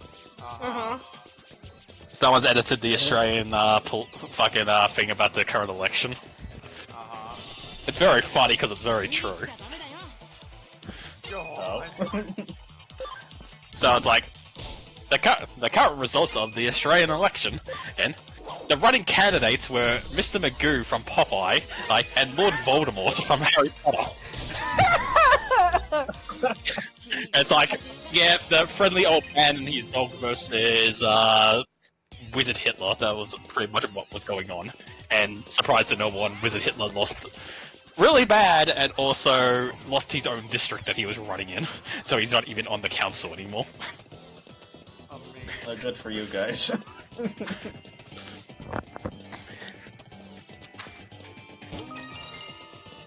Like, to explain how bad it was, Cole. Of the, 150 seats we have in Australia for, where people get to sit for, electors. Yeah. One side has 190 of them. The other side is 130.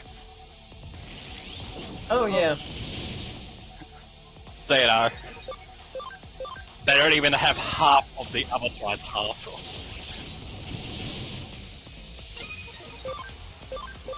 I was going through some discords and I got reminded of what Blue were you the one who told us, Blue, that there were the healers in fucking, what is it called? What is that game? Marvel Rivals are on a strike? On strike, yep. Yeah. Well, yeah, but Yeah, I I put it heard in that mod. they nerfed all the friggin' support characters. Which Oh, I'm kind of glad I haven't played that in a while because... No, they did nerf them as well. Oh god, they nerfed them as well. That's rude. So here's what I'll say: because if you want to create a system in which people get rewarded, you reward them for what they are doing. So if they're playing healers, you want to reward them for being good healers. If they are tanks, you want to reward them for how long they stay alive during the match, basically. But basically reward them for soaking up damage. And regular attackers. Sorry, I just noticed the bottom, the Central Alliance Party led by a spunky Hitler. Oh, yeah, I saw that too, looking at that post. Yeah, but, yeah, it's just like, now I haven't played got kicked off of Twitch for 2 weeks and he's been through. Well, at least there's that. But it's just like, I'm glad I haven't played Marvel Rivals in a while, because that was most of what I played with support characters. I was either playing Loki, because I really liked playing, his way of doing things was fun, or I was playing Rocket, and, just doing the job of shooting sometimes, but mostly just firing healing balls into the general direction of the other players so they stayed alive. And then, dropping the amplifier so I became a menace to the other team. It's just not to say I wasn't always also a menace with Loki, because I was, because I always find, because I know what ults work with the other team, and anytime I could use one of theirs or one of my own to actually cause problems, I would. Fair enough. Like, there are some ones that are really good, especially if you don't have surprise people. Like, Scarlet Witch is terrible, but she has a lot of wind-up, so you can't always use her perfectly for the big boom. Star-Lord, especially if you can catch people by surprise, is just basically, what if we took Soldier 76, but gave him omnidirectional movement? Fair enough. And no, I have not seen Nero's team with Rock.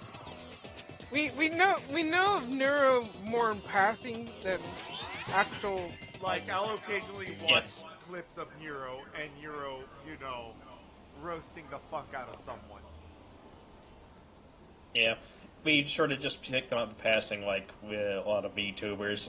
Like, most of the ones that I follow aren't even big VTubers, they're just people I found through other people, and I think they're fun. Let me put it to you this way, when it comes to any fandom, I am as surface level as possible, because as soon as you start diving deeper, it's not much different.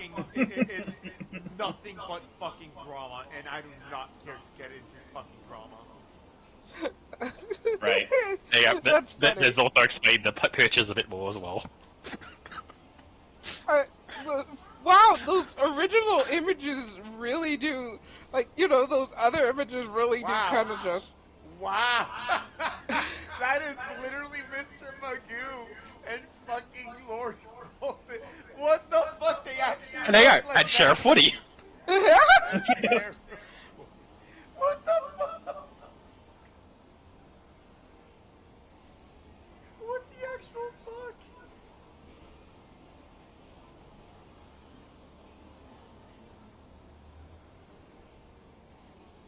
I don't know who did this, but God bless them, that's really funny. Yeah. But it's just like, there's only like a few popular, more or less popular people I ever actually watch streams of. I think the most one that I actually do watch currently right now is Rubik's Raptor, because it's fun to watch him do Voices in the Void, especially since the last stream there's a thing in Voices in the Void, when you have the cat robot fully upgraded, if you send it out to do something with a piece of paper, it usually does it. But and this is an actual thing that happens in the game, if you hand it a piece of paper that says Skibidi on it, it'll run away for a little bit to go do it, and apparently it reads it, and it comes back with an angry look on its face, and it freaking drop kicks you into oblivion. It gets angry at Skibidi? Yes, because I would expect anything to be when it faces a brain rot, it doesn't like it. Yeah?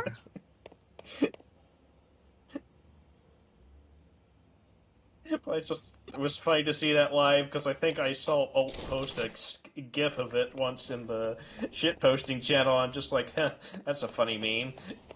And then I'm just watching the stream, and I'm just like, holy crap, that actually was real. Funny. I thought that was just like someone else controlling it.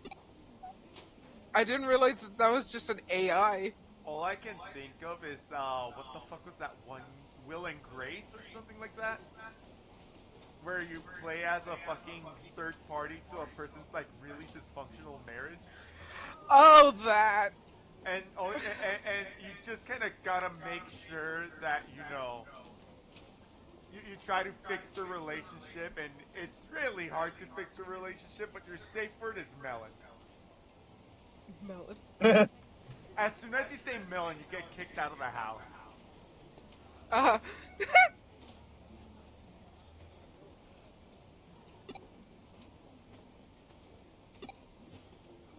I forgot that a trailer for Night Rain just came out recently. I haven't seen it yet. I just know that it came out recently.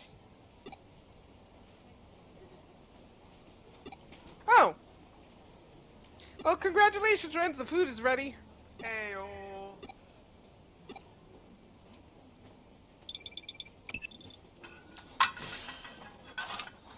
I don't know why whenever I hear that noise, I half expect to hear Nokia's theme playing. Fair enough. I'm just ready for the bubble pop fucking music to start playing.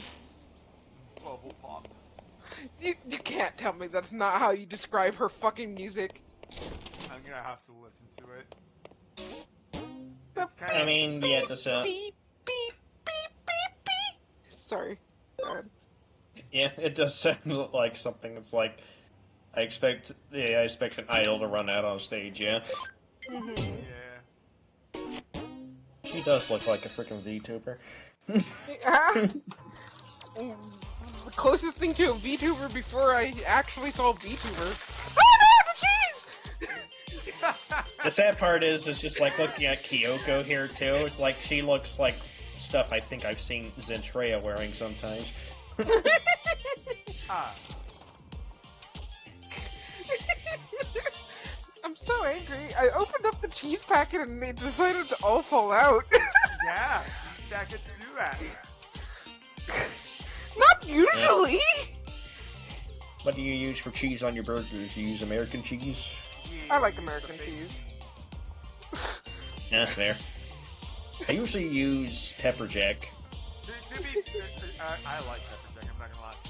To be fair, American cheese isn't as bad as people say it is. It's just kind of. Oh yeah, it's just a different, consistency the way it is. Because I see people like there is there's like the bargain bin craft singles that you can like get actual high grade American cheese from a deli because they have that sometimes at the store I work at. Fair. Ah. What do you call it? I can't I don't like most other cheese because I know that people like to eat blue cheese and I'm just like, no. I mean, I like blue cheese dressing, but I don't really like big crumbles of blue cheese. Fair enough. I'm technically lactose intolerant. I hear the name I blue get you. cheese, and something in my brain just goes, ugh. That is fair. that is an accurate reaction, Ren. And I I've never had an interaction with blue cheese aside from hearing its name. I don't know what it tastes like. I have never tasted it. I just hear the name and my brain goes, cheese shouldn't be blue. Bleh. Well, what I can say for at least the dressing when it's just the regular stuff, it just sort of is like sour cream-ish. But if you actually have blue cheese crumbles, unless if they're small ones, it's fine. But if it's big ones, it tastes musty. See, I don't like that description. I don't like the description You shouldn't. of musty. Yeah, Considering that's the kind of how it is made, though, is it's a mold strain in the cheese. So that's why it is. Yeah. That explains my fucking instant visceral reaction simply hearing the name. Yeah, and that is why I can understand why people wouldn't like it. But yeah, when it's just a moderate amount in a salad dressing, it's fine. But if you're adding too much of it, you really will taste it. Yeah, I can understand that. Like, I can understand why some people are like, why do you like cheese? I understand. Technically it's milk curdled, but Yeah, there's a certain level of it. Like, for example, yeah, cheese ain't too bad.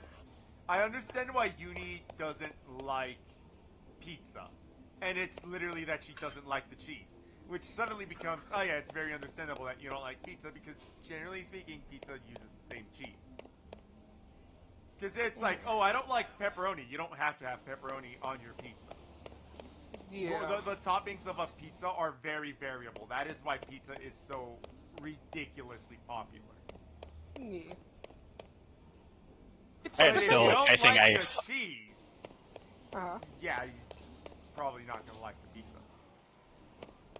What were you I'm still chasing a high because a long time ago I was given a roll that had steak and cheese in it, and that was it. Like, it was just a bunch of steak with some melted cheese over it, and it was just like half a roll essentially. Mm-hmm.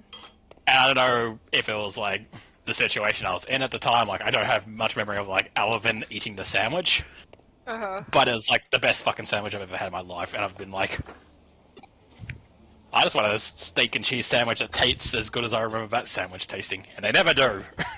Fair enough. Was it when you were over here? I don't know. It was a long time ago. Fair enough.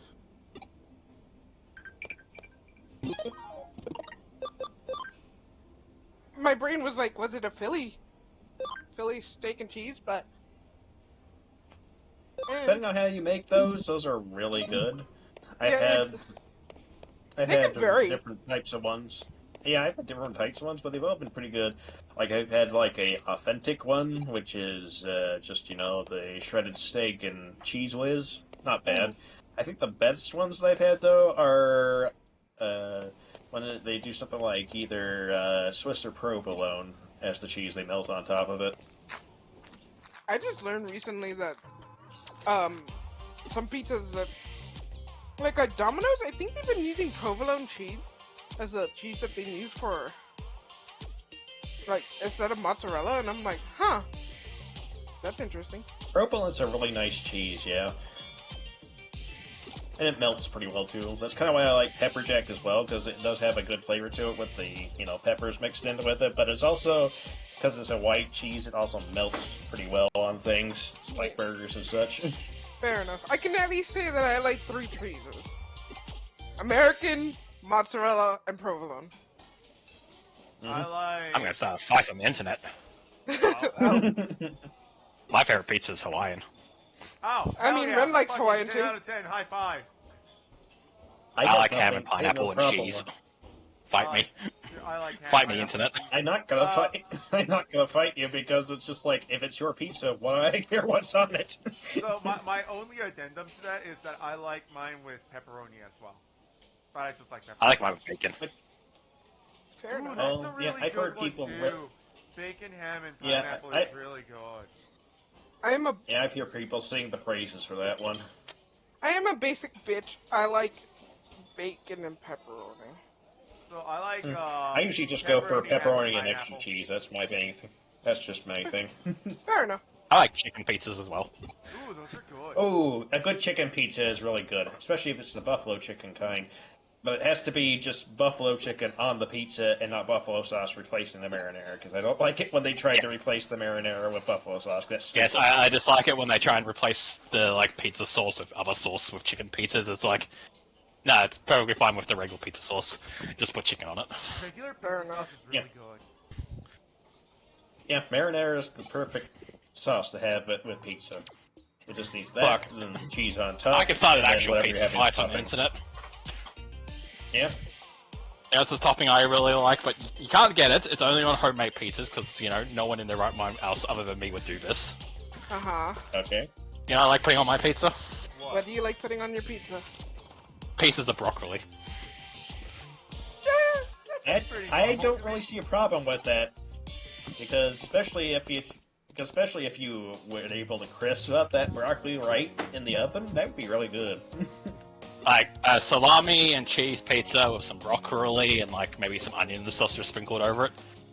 Really good. So I could see that being really good. I won't fight people on what kind of pizza that they will like to eat and whatnot. But if you get a pizza, it at least has to have pepperoni and only even if it's just only pepperoni, I'll be happy. Right. Oh, you know what? Another pizza take I really like. Do you guys do dessert pizzas over there?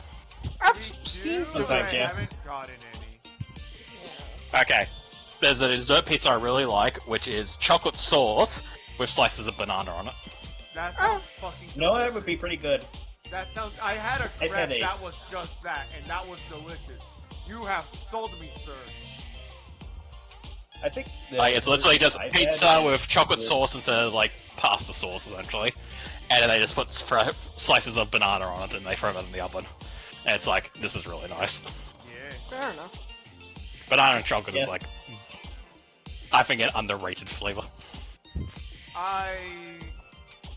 Well, I don't know about underrated, but I agree that it is a very good flavor. I say underrated because when it comes to like chocolate and fruits, most people do like strawberries or berries and shit like that. Yeah, that's just But whenever like banana is a flavor, it's normally by itself. It's like this is a banana milkshake and that's it. Whereas like a banana and chocolate milkshake is fucking delicious. Oh yeah. Sometimes you add a little bit of peanut butter to that too, and it adds a nice bit of contrast as well. That is also very good. Banana and peanut butter is very good. I'm not a fan of banana and peanut butter, so I can't comment on that one. I've had a dessert pizza that was basically, it was sort of like a churro crust, and it had chocolate on it as well, but also had a like cinnamon roll type drizzle on it too. Fair enough. God, just hearing all the diabetes is making my mouth water. Oh, do you want diabetes? I'll give you the ultimate recipe for diabetes. Sure, go ahead. Okay, ultimate banana split. You get 3 scoops. You get a scoop of vanilla ice cream. You put the banana on it. You cover it in chocolate sauce. You drizzle some honey on it, and then you cover it with some crust nuts. God, that sounds good. I'm probably the only one who's immune to this because you said a lot of things that I'm just like, nah. That sounds Eat the banana. I mean, I'm not usually one Eat the banana, He-Man. I'm not usually one for nuts, but I'm perfectly fine with them when, like, I'm open-minded to nuts sometimes when they're put on things, so I try not to throw it out immediately, but, like, I'm not sure if it's controversial, but, you know, some people like it, some people don't. I love mint chocolate ice cream. I love mint chocolate. Oh, mint chocolate. I have been told that mint chocolate is seen as like an old person ice cream. I've been told that recently too, and I fucking hate it because I fucking love that shit. But then I've also been told that I'm an old soul. I mean, I've also been told I'm old now, so maybe that is why I also like, you know, mint chocolate and stuff like that. I've always liked mint chocolate, so. Same. Yeah. Same. Like, if I ever see Girl Scout cookies, I will buy a box of Thin Mints. Oh, I fucking love Thin Mints! Because those are freaking amazing, especially if you put them in the freezer for a little bit and get them nice and chilled. Oh, they're so good! You know, you can get a similar effect with mint Oreos. If you put them in the freezer, they're really good. Yeah. You just don't get them covered in chocolate, which is like, oh, but it's still good. Did you know when a Girl Scout arrives at your house and offers you cookies, there's no law that you said you can't buy all of them? Oh, you can buy all the Thin Mints. There's no law. There's no law that says you can't buy all the Thin Mints. See, I wish fucking Girl Scouts would actually come over. I would probably actually purchase. Yeah. I haven't seen a Girl Scout in ages. Yeah, me I haven't seen a Scout in ages. I can't remember the last time I've actually seen like a kid who's part of the Scout organization. Mm-hmm. I was part of the Scout organization as a kid. I usually only encounter them at stores if I'm looking for cookies. Like, I went up to the ranks from the Scouts. I went into the Rangers. We go to stores too late, so they are usually gone by then. It's just like, oh. That makes sense. Yeah.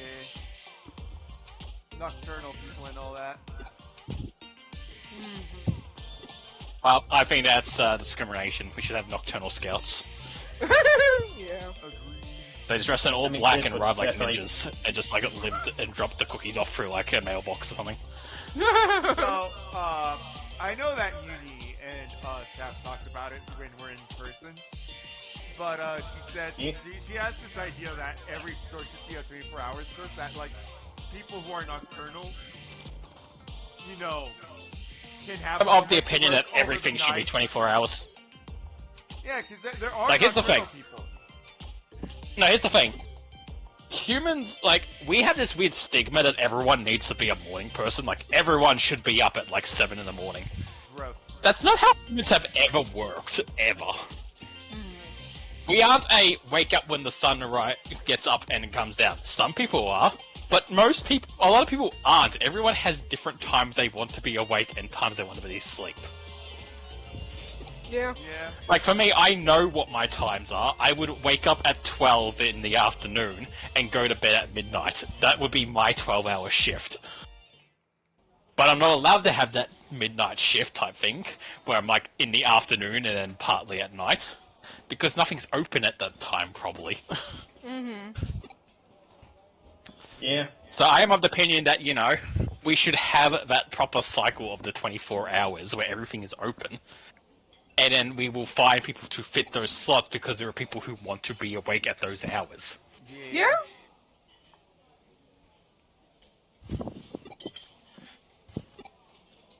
Yeah, Like, I don't want to... to... that has put Sorry, a dampener on that was COVID. COVID put a dampener on 24-hour things. Yeah. A lot of stores that were 24 hours just closed down after COVID. Yeah, Walmart used to be open 24 hours. It's not anymore. Yeah, I'm sad by that. At 11. It's really gross.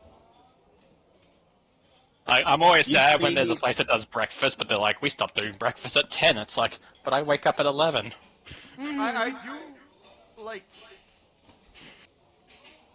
There are places that serve really good breakfast. I know it's probably not great for me, but I fucking love McGriddles. Mhm.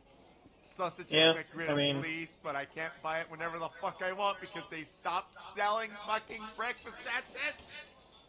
Look, You know McDonald's makes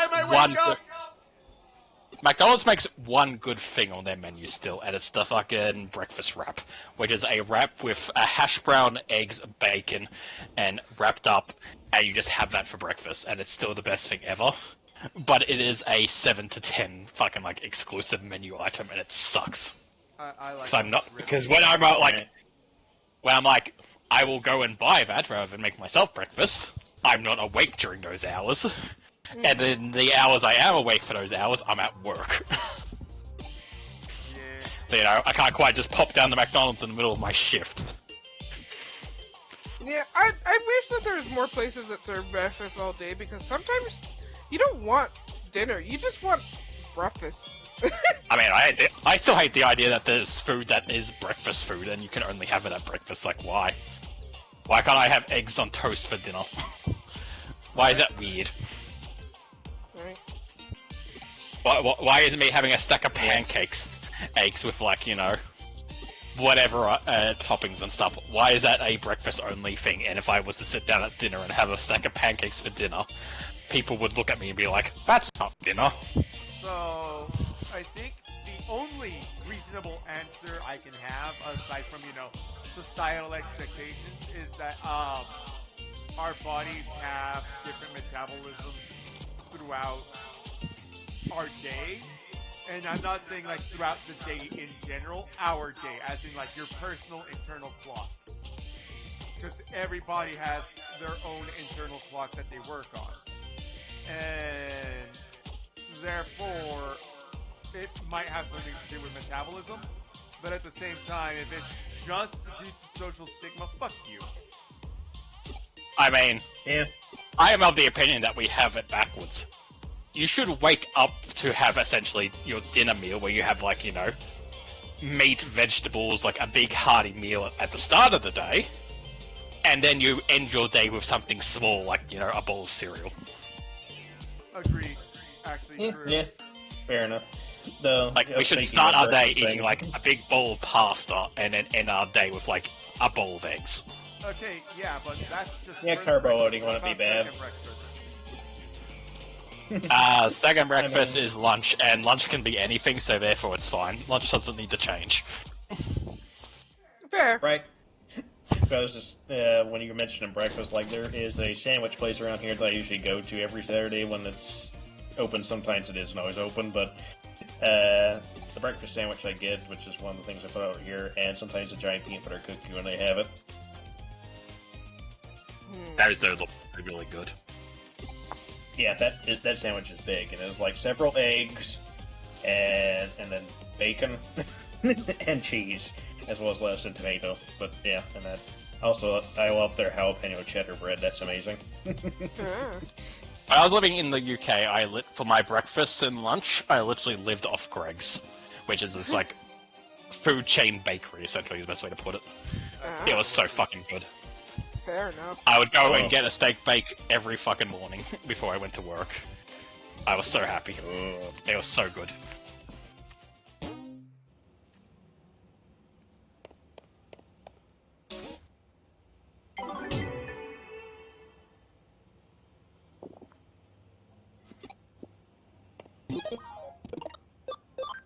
With that said, we have actually come to the end of the 4 hours of me streaming 10 out of 10.